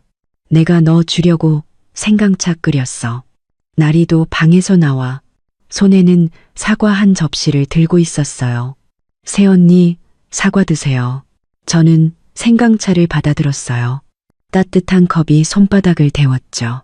물건은 저는 단도직입적으로 물었어요. 여기 있어. 준호가 안방에서 종이 상자 하나를 들고 나왔어요. 열어보니 안에는 낡은 가방 하나, 목걸이 2개, 그리고 은행카드 한 장이 들어있었어요. 이게 전부야. 조미연 쪽은 다 정리했어. 저는 그 목걸이를 들어 무게를 재봤어요. 분명 조미연에게 사준 그 한정판 목걸이가 아니었죠. 이게 다야? 저는 눈썹을 치켜떴어요. 내가 알기론 280만 원짜리 가방도 사줬고 온천 호텔 결제 내역도 있었는데 그건 어디 갔어? 준호의 얼굴이 하얗게 질렸어요. 정숙 여사님이 서둘러 수습했어요. 세아가 준호가 철이 없어서 돈을 함부로 써서 산 잡동사니들은 내가 다 버렸어. 이 카드에는 준호가 모은 300만 원이 들어있으니 전부 너 가져. 300만 원? 저는 웃었어요. 그가 매달 조미연에게 300만 원을 보냈는데 1년이면 600만 원이에요. 이 300만 원은 거지 동량 주는 건가요? 너 말 다 했어? 나리가 발끈했어요. 오빠가 이렇게까지 하는데 너는 아직도 물고 늘어지니? 내가 물고 늘어진다고? 저는 상자를 밀쳐냈어요. 너희가 성의가 없는 거지. 이렇게 나온다면 법정에서 보자. 안 돼, 안 돼. 준호가 서둘러 저를 막았어요. 수진아, 시간을 좀 더 줘. 내가 꼭 돈 마련할게. 곧 설인데 친척들도 다 올 거 아니야. 아버님 체면을 봐서라도 우리랑 같이 설 좀 세면 안 될까? 설 지나면 바로 돈 줄게. 정숙 여사님도 고개를 끄덕이며 거들었어요. 그래, 세아가 우리 불쌍하다 생각하고 동네 사람들 웃음거리 되지 않게 좀 도와줘. 저는 한참 고민하는 척하다가 한숨을 쉬며 말했어요. 좋아요. 하지만 설 연휴 며칠 동안만이에요. 만약 또 속임수를 쓰면 나는 바로 갈 거예요. 그때는 누구도 편하지 못할 거예요. 안 쓸게, 안 쓸게. 그들은 연신 약속했어요. 그 후 며칠 동안 저는 일부러 구박받는 며느리처럼 행동했어요. 정숙 여사님이 온 가족 빨래를 시키면 저는 준호의 립스틱 자국이 묻은 셔츠를 따로 꺼내 나리 앞에서 힘껏 비볐어요. 이게 뭐지? 왜 안 지워지지? 나리는 깜짝 놀라 셔츠를 낚아채 직접 빨았죠. 그녀가 시동생 준서의 운동화를 빨라고 시키면 저는 솔에 비누 거품을 잔뜩 묻혀 준서의 바지에 튀게 만들었어요. 그는 화가 나서 펄쩍 뛰었지만 정숙 여사님은 웃으며 수습할 수밖에 없었어요. 새아가가 손이 서툴러서 그래. 내가 할게, 내가. 준호는 매일 밤 제 방에 와서 앞으로 잘 살자고 이런저런 말을 늘어놓았어요. 저는 생강차를 마시며 듣기만 하다가 이따금 물었죠. 그 프로젝트 보너스는 언제 나와? 나한테 빚진 돈 빨리 갚아야지. 매번 그는 말문이 막혔어요. 설 전날 정숙 여사님은 장에 가서 설 음식을 사오라며 저에게 5만 원을 줬어요. 비싼 거 사지 말고 배추랑 무 좀 사와. 고기는 집에 있으니까. 저는 돈을 받으며 속으로 비웃었어요. 5만 원으로 온 가족 설 음식을 사오라니. 이건 명백한 괴롭힘이었죠. 저는 녹음기를 챙겨 시장으로 갔어요. 일부러 사람이 많은 곳에서 상인들과 이야기했죠. 저희 시어머니가 5만 원으로 설 음식 사오라고 하시는데 이걸로 뭘 살 수 있을까요? 상인들은 저마다 욕을 했어요. 그게 무슨 설세는 거야. 사람 괴롭히는 거지. 아가씨, 성격도 참 좋네. 저는 이 말들을 전부 녹음했어요. 집에 돌아오니 정숙 여사님은 제가 배추 한 포기만 사온 것을 보고 얼굴이 굳어졌어요. 고작 이거 사왔어? 주신 돈으로는 이것밖에 못 사요. 제가 어깨를 으쓱하며 말했어요. 아니면 돈을 더 주시던가요. 그녀는 화가 나서 한참 말을 못하다가 결국 주머니에서 20만 원을 꺼냈어요. 네가 직접 가서 더 사와. 제가 돈을 받고 막 가려는데 나리가 갑자기 소리쳤어요. 엄마, 가는 김에 돼지우리도 좀 치우라고 해. 어제 내가 돼지밥 주러 갔다가 진흙탕에 빠졌단 말이야. 그래, 그래.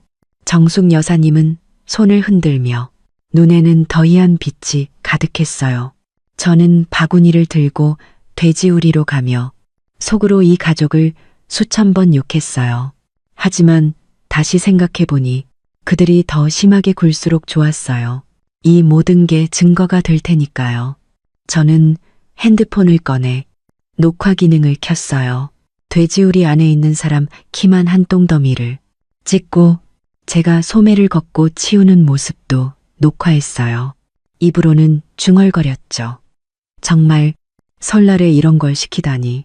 치우고 있는데 정숙 여사님과 나리가 마당문 앞에서 이야기하는 소리가 들렸어요. 엄마, 제 꼴 좀 봐. 진짜 자기가 하늘이라도 뒤집을 수 있을 줄 아나 봐. 설 지나면 시동생 집 사주게 2억 더 내놓으라고 해. 안 그러면 못 가게 막아. 걱정 마. 제 약점은 우리 손에 있으니까. 정숙 여사님의 목소리가 음침했어요. 제 체면 중요하게 생각하잖아. 그때 친척들 시켜서 다들 한마디씩 하게 하면 제가 돈을 안 내고 배기겠어? 저는 서둘러 핸드폰을 녹음 모드로 바꾸고 주머니에 넣었어요. 돼지우리를 치우고 방으로 돌아올 때 일부러 손에 묻은 진흙을 문틀에 닦았어요. 그들의 더이한 얼굴을 보며 저는 탁자 위에 생강차를 한 모금 마셨어요. 달아서 역겨웠죠. 진짜 재미는 이제부터 시작인데 설날 당일 날이 채 밝기도 전에 정숙 여사님은 마당에서 소리쳤어요. 세아가 일어나서 만두 빚어라. 저는 옷을 걸치고 부엌으로 갔을 때 나리는 아궁이 앞에서 해바라기 씨를 까먹고 있었고 정숙 여사님은 도마 위에서 반죽을 치대고 있었어요.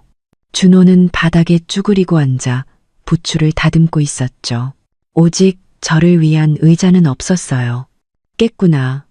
정숙 여사님은 고개도 들지 않고 말했어요. 와서 만두피나 밀어. 나리는 일하기 싫어하고 준호는 손이 서투니까. 저는 아무 말 없이 손을 씻고 밀대를 잡았어요. 반죽은 돌처럼 단단해서 몇 번 밀지도 않았는데 팔이 아팠어요. 나리는 옆에서 비꼬았죠.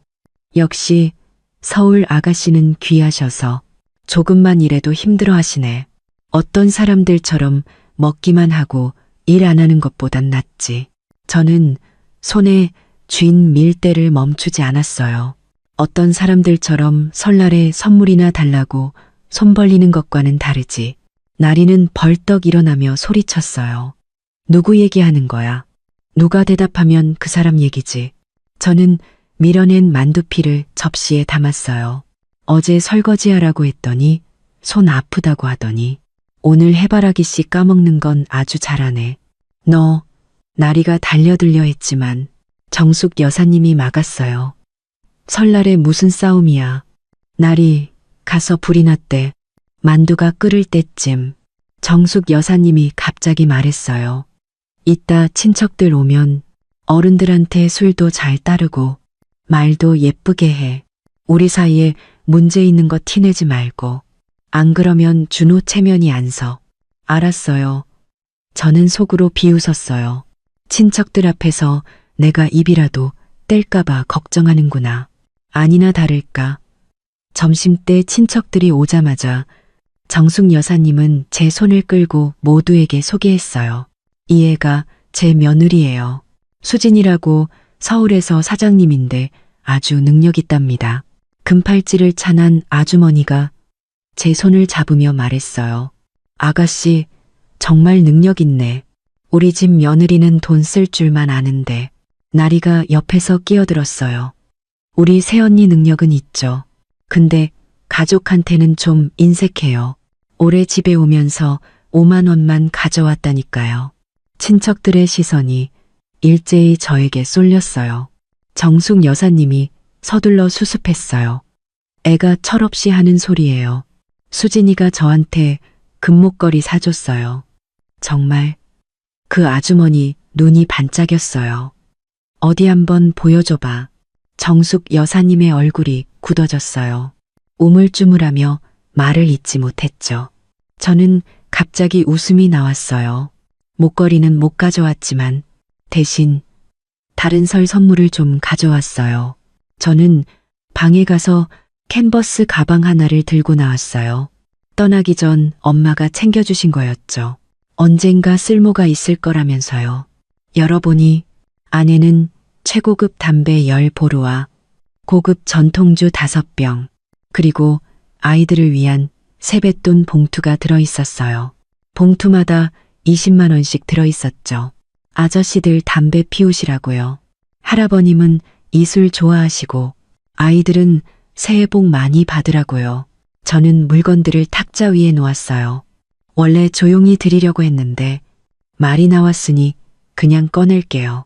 친척들은 모두 넋을 잃고 쳐다봤어요. 그 아주머니는 술병을 만지며 말했죠. 이 술 한 병에 10만 원은 넘지.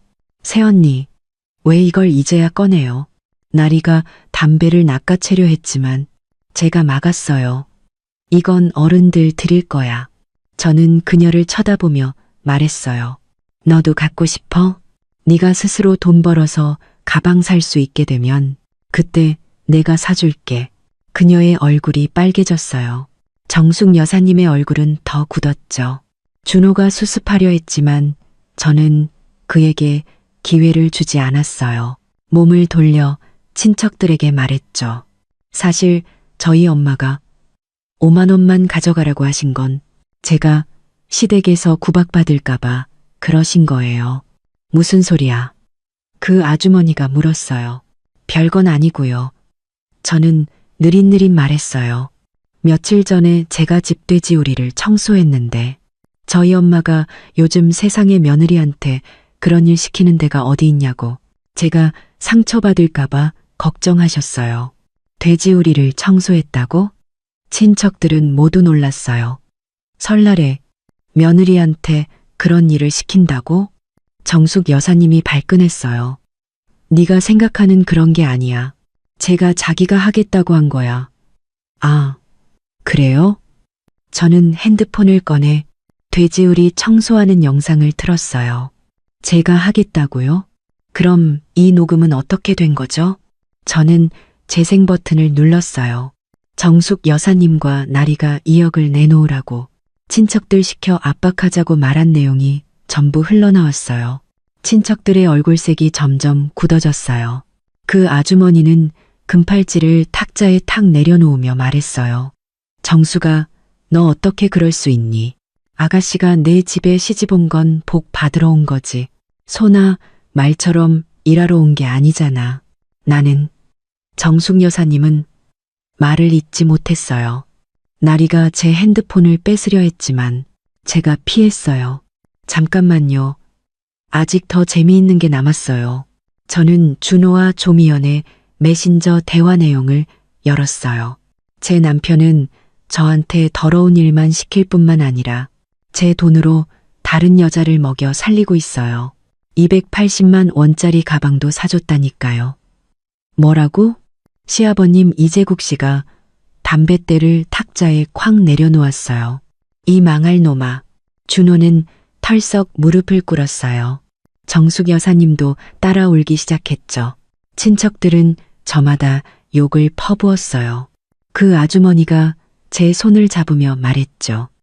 아가씨, 이런 집구석에서 뭘 더 살아. 당장 이혼해. 저는 눈앞에 이 소동을 보며 문득 속이 시원해졌어요. 엄마가 5만 원만 가져가라고 하신 건 그들이 이 문제를 걸고 넘어질 것을 미리 아시고 제가 반격할 기회를 만들어 주신 거였어요. 설날 소동 이후 시댁은 완전히 기가 죽었어요. 설 다음 날 아침 정숙 여사님은 감히 저에게 일을 시키지 못했고 나리는 방에 숨어 나오지 않았어요. 준호는 벽 모퉁이에 쭈그리고 앉아 담배만 피워댔죠. 마치 잘못한 아이 같았어요. 제가 떠날 준비를 하고 있는데 준호가 갑자기 저를 붙잡았어요. 수진아, 한 번만 더 기회를 줘. 나 정말 잘못했어. 기회? 저는 그의 손을 뿌리쳤어요. 네가 조미연에게 가방 사줄 때 나한테 기회를 줄 생각은 했어. 나는 그가 고개를 숙였어요. 내가 돈 다 갚을게. 조미연이랑도 연락 끊을게. 우리 다시 시작하면 안 될까? 늦었어. 저는 가방을 들었어요. 이혼 서류는 이미 변호사님께 부탁드렸어. 연휴 끝나면 바로 접수할 거야. 마당 문 앞에 막 다다랐을 때 재국 씨가 지팡이를 짚고 서 있는 게 보였어요. 잠깐만. 그가 목이 쉰 소리로 말했어요. 준호가 너한테 잘못했다. 내가 대신 사과할게. 아버님, 그러실 필요 없어요. 저는 그를 쳐다봤어요. 잘못한 건 아버님이 아니에요. 이 카드에 0만 원 들어있다. 그가 은행 카드 한 장을 제게 건넸어요. 우리 늙은 부부가 모은 돈이야. 네가 보상으로라도 가져가라. 필요 없어요. 저는 카드를 돌려드렸어요. 제가 받아야 할 돈은 법적으로 받을 거고 받지 말아야 할 돈은 한 푼도 받지 않을 거예요. 저는 몸을 돌려 밖으로 나갔어요. 뒤에서는 제국 씨의 기침 소리와 정숙 여사님의 울음소리가 들렸죠. 이 가족도 이제야 조금 사람다운 모습을 보이네요. 하지만 너무 늦었어요. 서울로 돌아와 저는 녹음과 영상을 모두 변호사님께 보냈어요. 김 변호사님은 증거가 충분해서 이혼도 순조롭게 진행될 뿐만 아니라 준호에게 제 손해를 배상하게 할 수 있다고 했어요. 그런데 설 연휴 셋째 날 준호가 갑자기 제게 사진 한 장을 보냈어요. 조미연의 신분증과 병원 진단서였죠. 조미연이 임신했다고 아이를 봐서라도 자기를 용서해달라고 했어요. 임신? 저는 비웃었어요. 지난달에 명품 쇼핑하던 사람이 이번 달에 임신이라고 임신 검사 결과서 가져오라고 해. 반드시 대학병원 걸로. 그는 한참 답이 없었고 저는 그를 바로 차단했어요. 그런 거짓말은 3살짜리 아이에게나 통하겠죠. 이틀 뒤 김 변호사님에게서 갑자기 전화가 왔어요. 수진 씨, 알아냈어요. 준호 씨가 조미연에게 보낸 돈 중에 일부는 수진 씨 은행 카드에서 나간 거예요. 제 카드요? 저는 깜짝 놀랐어요. 어떤 카드요? 결혼할 때 1억 넣어두셨던 그 카드요.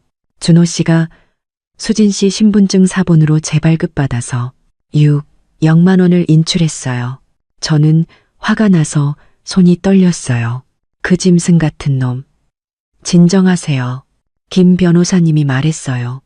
은행에 CCTV 영상도 있고 인출 기록도 조회할 수 있으니 전부 증거가 됩니다. 전화를 끊고 문득 한 가지가 생각났어요. 준호의 핸드폰. 지난번 시댁에 갔을 때 그의 핸드폰에서 조미연의 사진과 이체 기록을 본 것 같았어요. 저는 예전에 준호 회사에 다녔던 동료에게 전화를 걸었어요. 그 친구는 저와 친했고 준호의 외도 사실도 알고 있었죠. 조미연? 걔 임신 안 했어. 그냥 돈 뜯어내려고 그러는 거야. 나 며칠 전에도 백화점에서 걔가 가방 사는 거 봤는데 준호가 사준 그 한정판 가방 메고 있더라. 사진 있어? 제가 물었어요. 있어. 보내줄게. 몇 분 후 저는 사진을 받았어요. 조미연은 짧은 치마를 입고 명품 매장 앞에서 포즈를 취하고 있었죠. 배는 납작했고 어딜 봐도 임신한 모습은 아니었어요. 그녀가 걸친 목걸이, 팔찌는 모두 준호가 사준 것이었고 합치면 0만 원은 좋게 넘었죠. 저는 사진을 변호사님께 보냈어요. 마음속 불길이 더욱 치솟았죠. 이준호, 내 돈을 훔친 것도 모자라 나를 용서하라고 속이려 들어? 정말 꿈도 야무지군. 정월 대보름날 준호가 갑자기 정숙 여사님을 데리고 제 회사로 찾아왔어요. 이번에는 소란을 피우지 않고 과일 바구니를 들고 로비에서 어쩔 줄 몰라 하고 있었죠. 수진아, 우리 상의 좀 하러 왔다. 정숙 여사님의 머리카락은 더 하얘졌고 등도 굽어 있었어요. 준호가 잘못을 뉘우치고 있다. 네가 용서만 해준다면 뭐든지 내 말대로 하겠다고 하더라. 상의할 거 없어요. 저는 그들을 쳐다봤어요. 할 말 있으면 변호사님 통해서 하세요. 변호사는 안 되면 안 될까? 준호의 눈이 빨갰어요. 우리 집은 이미 이렇게 됐는데 더 이상 버틸 힘이 없어. 아버지는 화병으로 쓰러져서 병원에 입원해 계시고 준서 결혼도 깨졌어. 이 모든 게 내 잘못인 거 알아. 나를 때리든 욕하든 다 괜찮으니까. 이혼만은 하지 말아줘. 너를 때리고 욕한다고? 저는 웃었어요. 내 손 더럽히기 싫어. 내가 돈 다 갚을게. 그가 갑자기 무릎을 꿇었어요. 0만 원 할부로 갚을게. 10년이 걸리든 20년이 걸리든 내가 네 밑에서 일할게. 월급도 안 받을 테니까 제발 이혼만은 하지 말아줘. 주변 동료들이 모두 몰려와 쳐다봤어요. 저는 미간을 찌푸리며 말했어요. 일어나서 말해. 여기서 창피하게 굴지 말고. 네가 허락 안 하면 안 일어나. 그가 제 다리를 붙잡았어요. 수진아, 나 정말 너 없으면 안 돼. 그래? 저는 갑자기 몸을 숙였어요. 나를 용서해 주길 바란다면. 좋아. 하지만 조건이 있어. 말해봐. 어떤 조건이든 다 들어줄게. 그의 눈이 반짝였어요. 조미연 불러내. 우리 셋이서 확실히 이야기 좀 하자. 저는 그를 쳐다보며 말했어요. 그리고 네가 숨겨둔 돈 전부 내놓고 조미연한테 사준 것들도 다 받아와. 알았어, 알았어. 그가 연신 고개를 끄덕였어요. 지금 바로 전화할게. 저는 그들을 회의실로 데려가 몰래 녹음기를 켰어요. 준호는 전화를 걸어 30분 후에 회사 아래 카페에서 만나자고 약속했어요. 정말 용서할 생각이니? 정숙 여사님이 조심스럽게 물었어요. 하는 거 봐서요. 저는 물컵을 들며 속으로 비웃었어요. 나랑 놀고 싶다고? 그럼 끝까지 놀아주지. 30분 후 조미연이 정말로 나타났어요. 화려하게 차려입고 저를 보자마자 눈을 흘겼죠. 당신이 이준호 와이프? 별거 아니네. 너보다는 낫지. 저는 그녀를 쳐다봤어요. 적어도 나는 내 돈으로 사니까. 무슨 소리야. 그녀가 발끈했어요. 별 뜻 없어. 저는 준호에게 돌아섰어요. 물건은? 여기. 준호가 가방 하나를 가져왔어요. 안에는 그 보석들과 가방이 들어있었죠. 이게 다야? 저는 눈썹을 치켜떴어요.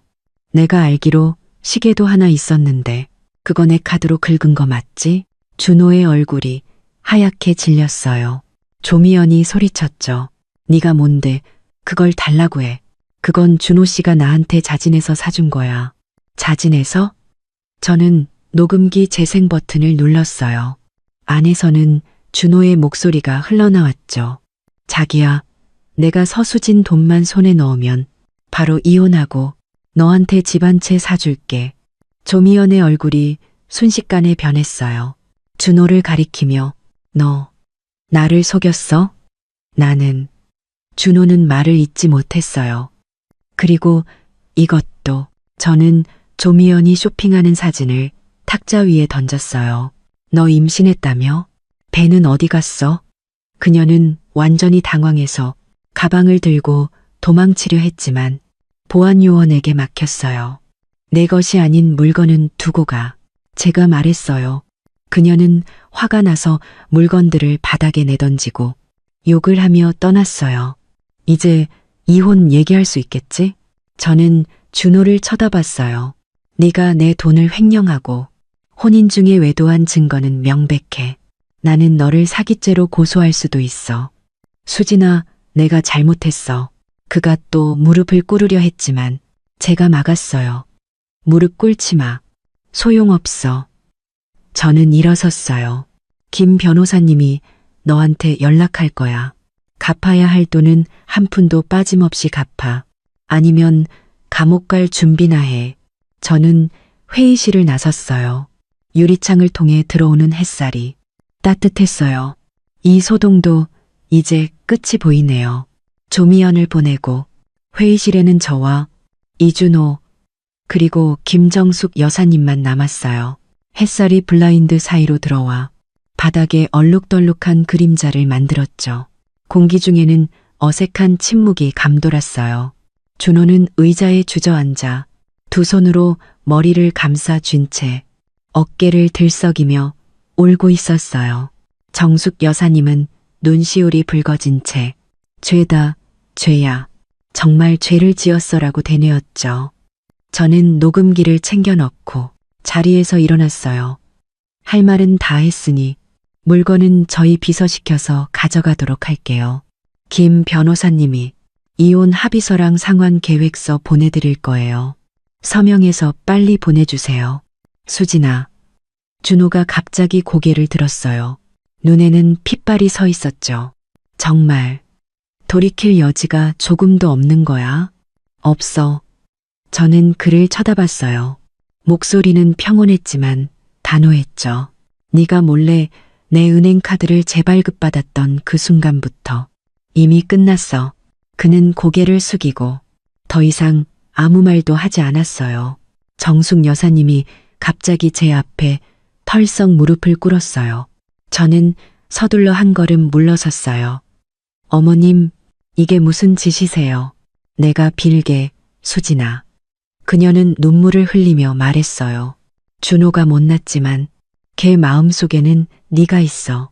우리 늙은 부부 불쌍하다 생각하고 한 번만 더 기회를 주면 안 되겠니? 동정은 사랑이 아니에요. 결혼의 담보도 될 수 없고요. 저는 그녀를 일으켜 세웠어요. 연세도 있으신데 더 이상 힘 빼지 마세요. 준호 씨 잘 설득해서 빚 갚고 앞으로 잘 살도록 하세요. 그게 무엇보다 중요해요. 회의실을 나서자 동료들은 모두 바쁜 척했지만 곁눈질로 저를 쳐다봤어요. 저는 심호흡을 하고 등을 꼿꼿이 세우고 사무실로 들어갔어요. 문을 닫는 순간 긴장했던 신경이 풀리며 갑자기 눈물이 쏟아졌어요. 아쉬워서가 아니라 억울해서였죠. 2년의 결혼 생활 동안 저는 진심을 다했지만 돌아온 것은 배신과 계산뿐이었어요. 울고 난 후 저는 김 변호사님께 전화를 걸어 이혼 절차를 최대한 빨리 진행해달라고 부탁했어요. 그리고 엄마에게 전화를 걸어 일이 해결되었다고 말씀드렸죠. 해결됐다니 다행이구나. 엄마는 전화기 너머에서 한숨을 쉬셨어요. 집에 며칠 와서 쉬어라. 엄마가 네가 좋아하는 갈비찜 해줄게. 네. 전화를 끊고 저는 창밖의 햇살을 보며 마음이 후련해졌어요. 그 후의 날들은 모든 것이 순조롭게 진행되었어요. 준호는 이혼 합의서에 서명했고 상환 계획에도 동의했어요. 먼저 이 0만 원을 갚고 나머지 0만 원은 5년에 걸쳐 갚기로 했죠.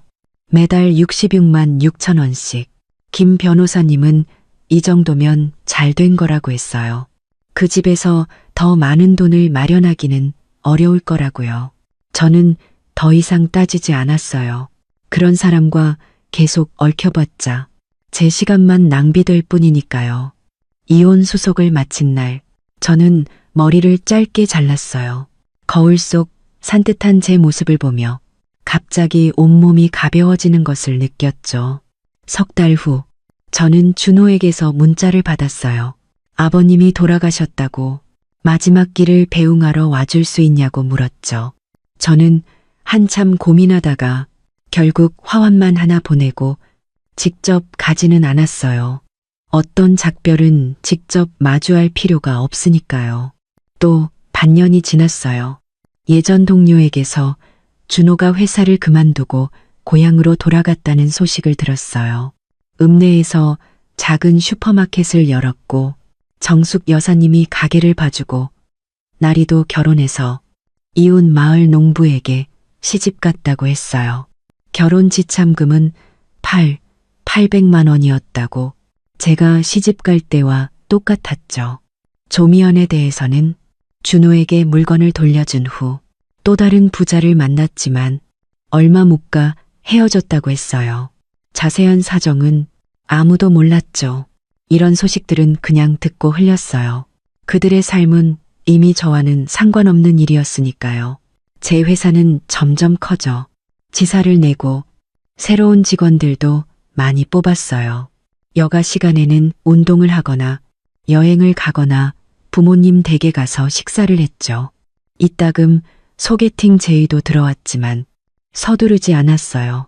끔찍한 결혼을 겪고 나니 제가 원하는 것이 무엇인지 더 명확해졌거든요. 누군가에게 의지하는 것이 아니라 더 나은 자신이 되는 것이었어요. 또다시 설날이 찾아왔어요.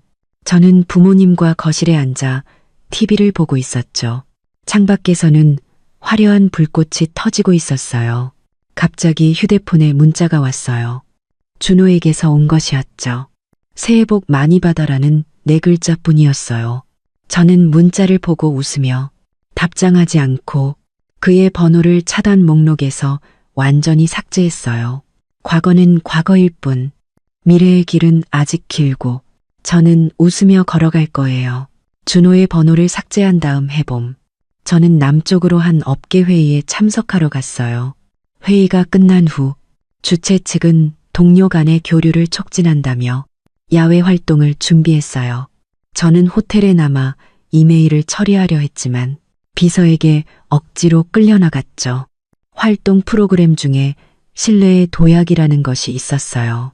저는 높은 단상에 서서 아래에 원을 그리고 서 있는 사람들을 보며 갑자기 망설여졌어요. 마지막으로 이렇게 아무런 의심 없이 누군가를 믿었던 것은 준호에게였죠. 결과는 처참했지만요. 겁내지 마세요. 저희가 받아줄게요. 뒤에서 부드러운 목소리가 들렸어요. 저는 돌아봤어요. 연회색 바람막이를 입은 남자가 있었죠. 검은 뿔테 안경을 썼고 웃을 때 눈이 초승달처럼 휘었어요. 그는 다른 회사의 책임자였는데 이름은 박지훈이었어요. 어제 조별 토론 때 만났었죠. 제가 셋, 둘, 하나, 세면 그냥 뒤로 넘어지세요. 그는 가장 앞에 서서 오케이 사인을 보냈어요. 저는 심호흡을 하고 눈을 감고 뒤로 넘어졌어요. 예상했던 딱딱한 충격은 없었고 안정적인 품에 안겼다가 가볍게 내려놓아졌어요. 어때요? 괜찮으세요? 지훈 씨가 제 팔을 잡으며 물었어요. 괜찮아요. 고맙습니다. 저는 몸을 바로 세웠어요. 심장이 조금 빨리 뛰었죠. 쉬는 시간에 그는 생수 2병을 들고 와 제게 1병을 건넸어요. 아까 많이 긴장하신 것 같던데 예전에 이 프로그램 해보셨어요? 아니요. 저는 병뚜껑을 열고 한 모금 마셨어요. 그냥 남에게 의지하는 게 좀 익숙하지 않아서요.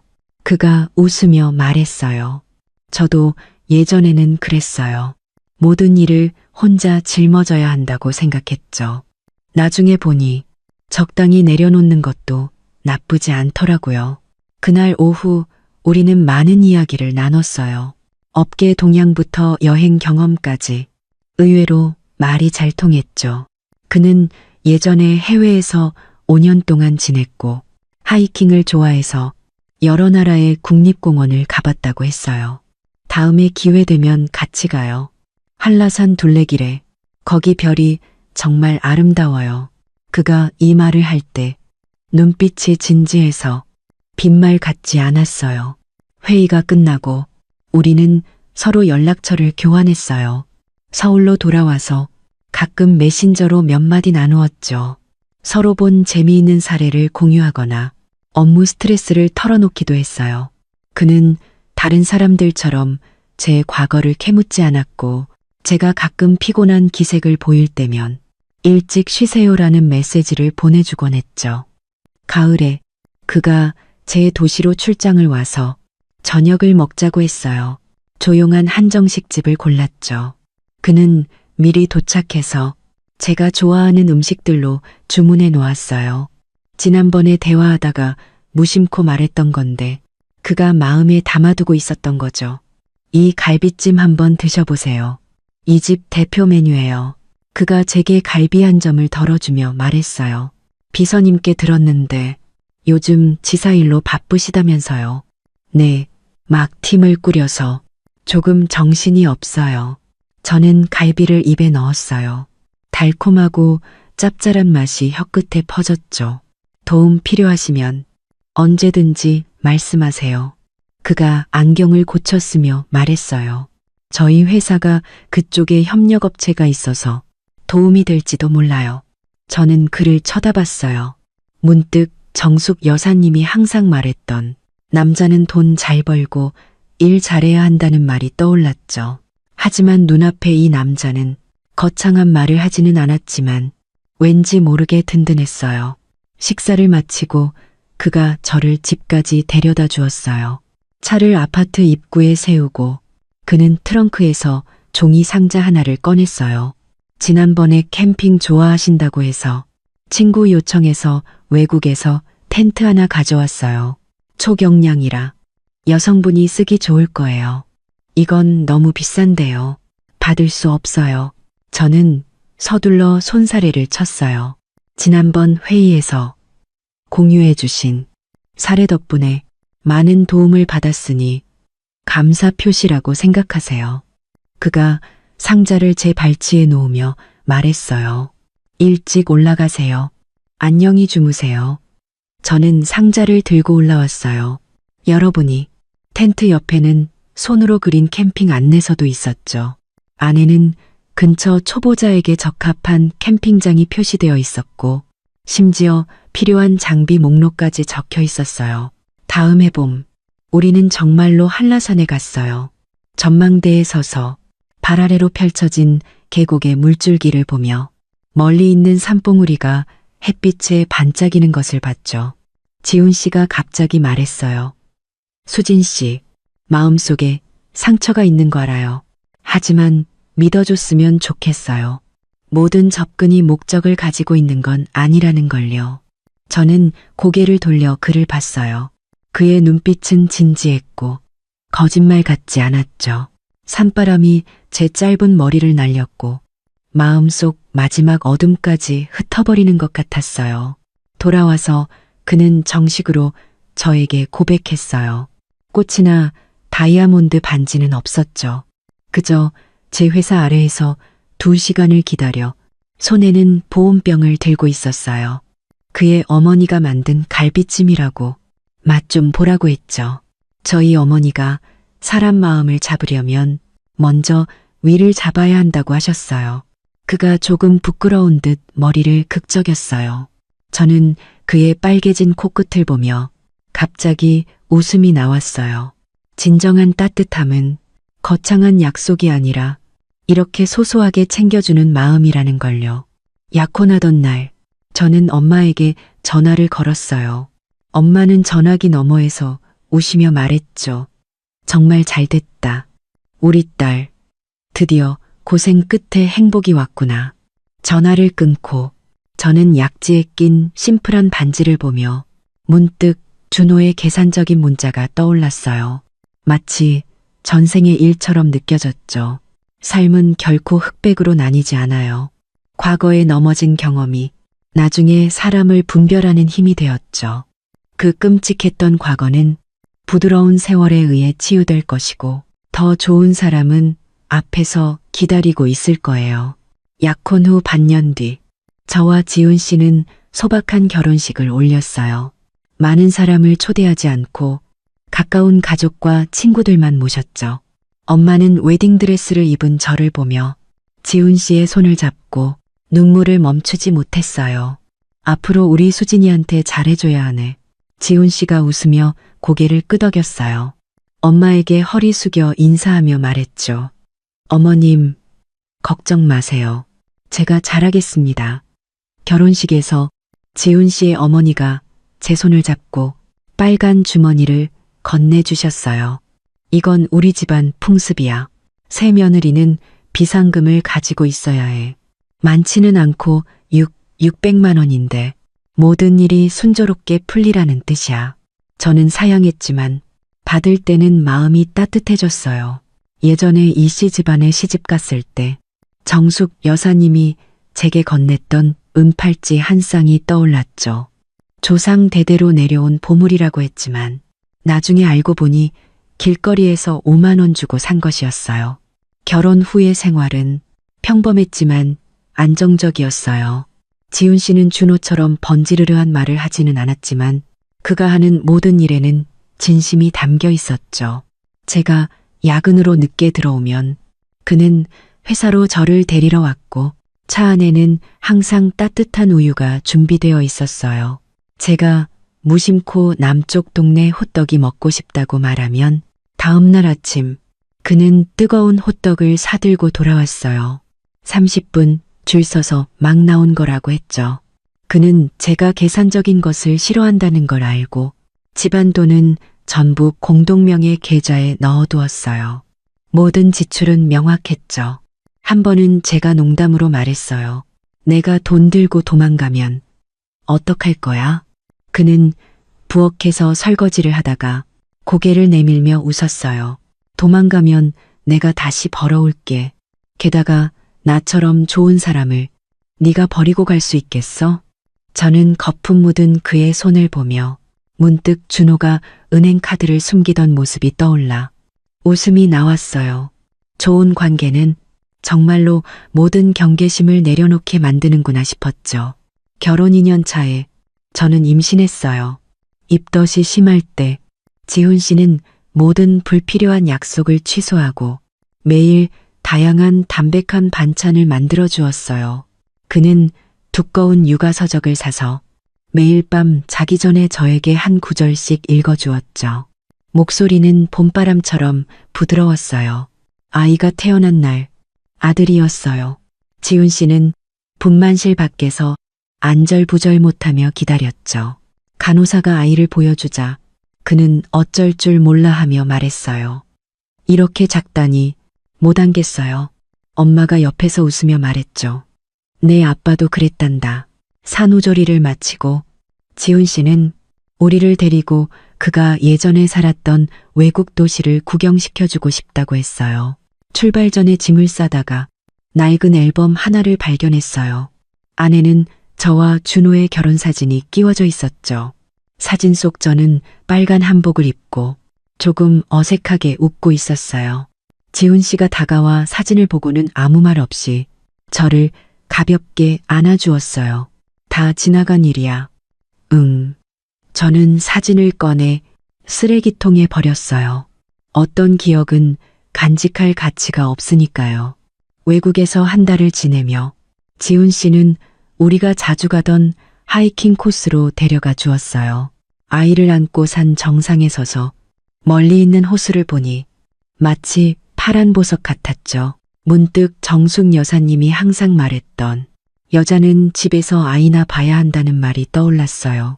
하지만 눈앞에 저는 사업도 있고 사랑하는 사람도 있고 아이도 있었죠. 누가 여자는 모든 것을 가질 수 없다고 했던가요? 돌아와서 나리에게서 문자를 받았어요. 준호가 재혼했다고 상대방은 딸이 하나 있고 평범하게 잘 지낸다고 했어요. 예전에 제게 빚졌던 돈도 다 갚았다고 준호가 밤낮으로 슈퍼마켓을 운영하며 모은 돈이라고 했죠. 새언니, 예전에는 우리가 잘못했어요. 미안해요. 문자 마지막에 그녀는 이렇게 썼어요. 저는 문자를 보고 생각하다가 다 지나간 일이야. 잘 지내길 바라 라고 답장했어요. 핸드폰을 내려놓자 지훈 씨가 과일을 들고 왔어요. 뭐 봐. 아무것도 아니야. 저는 딸기를 받으며 말했어요. 우리 아들 이름 뭘로 할까? 생각 중이었어. 진한이라고 하자. 그가 아이를 안아들었어요. 평안할 안양계 자 써서 저는 그들 부자를 보았어요. 창문으로 햇살이 들어와 바닥에 금빛 카펫을 깔았죠. 멀리서 아이의 까르르 웃는 소리가 들려왔어요. 마치 맑은 풍경 소리 같았죠. 삶은 정말 공평한 것 같아요. 무언가를 가져가면 다른 곳에서 배로 돌려주니까요. 과거의 상처들은 성장의 훈장이 되었고 저는 드디어 깨달았어요. 최고의 날들은 비바람이 없는 날이 아니라 비바람이 지나간 후 누군가와 함께 무지개를 보는 날이라는 것을요.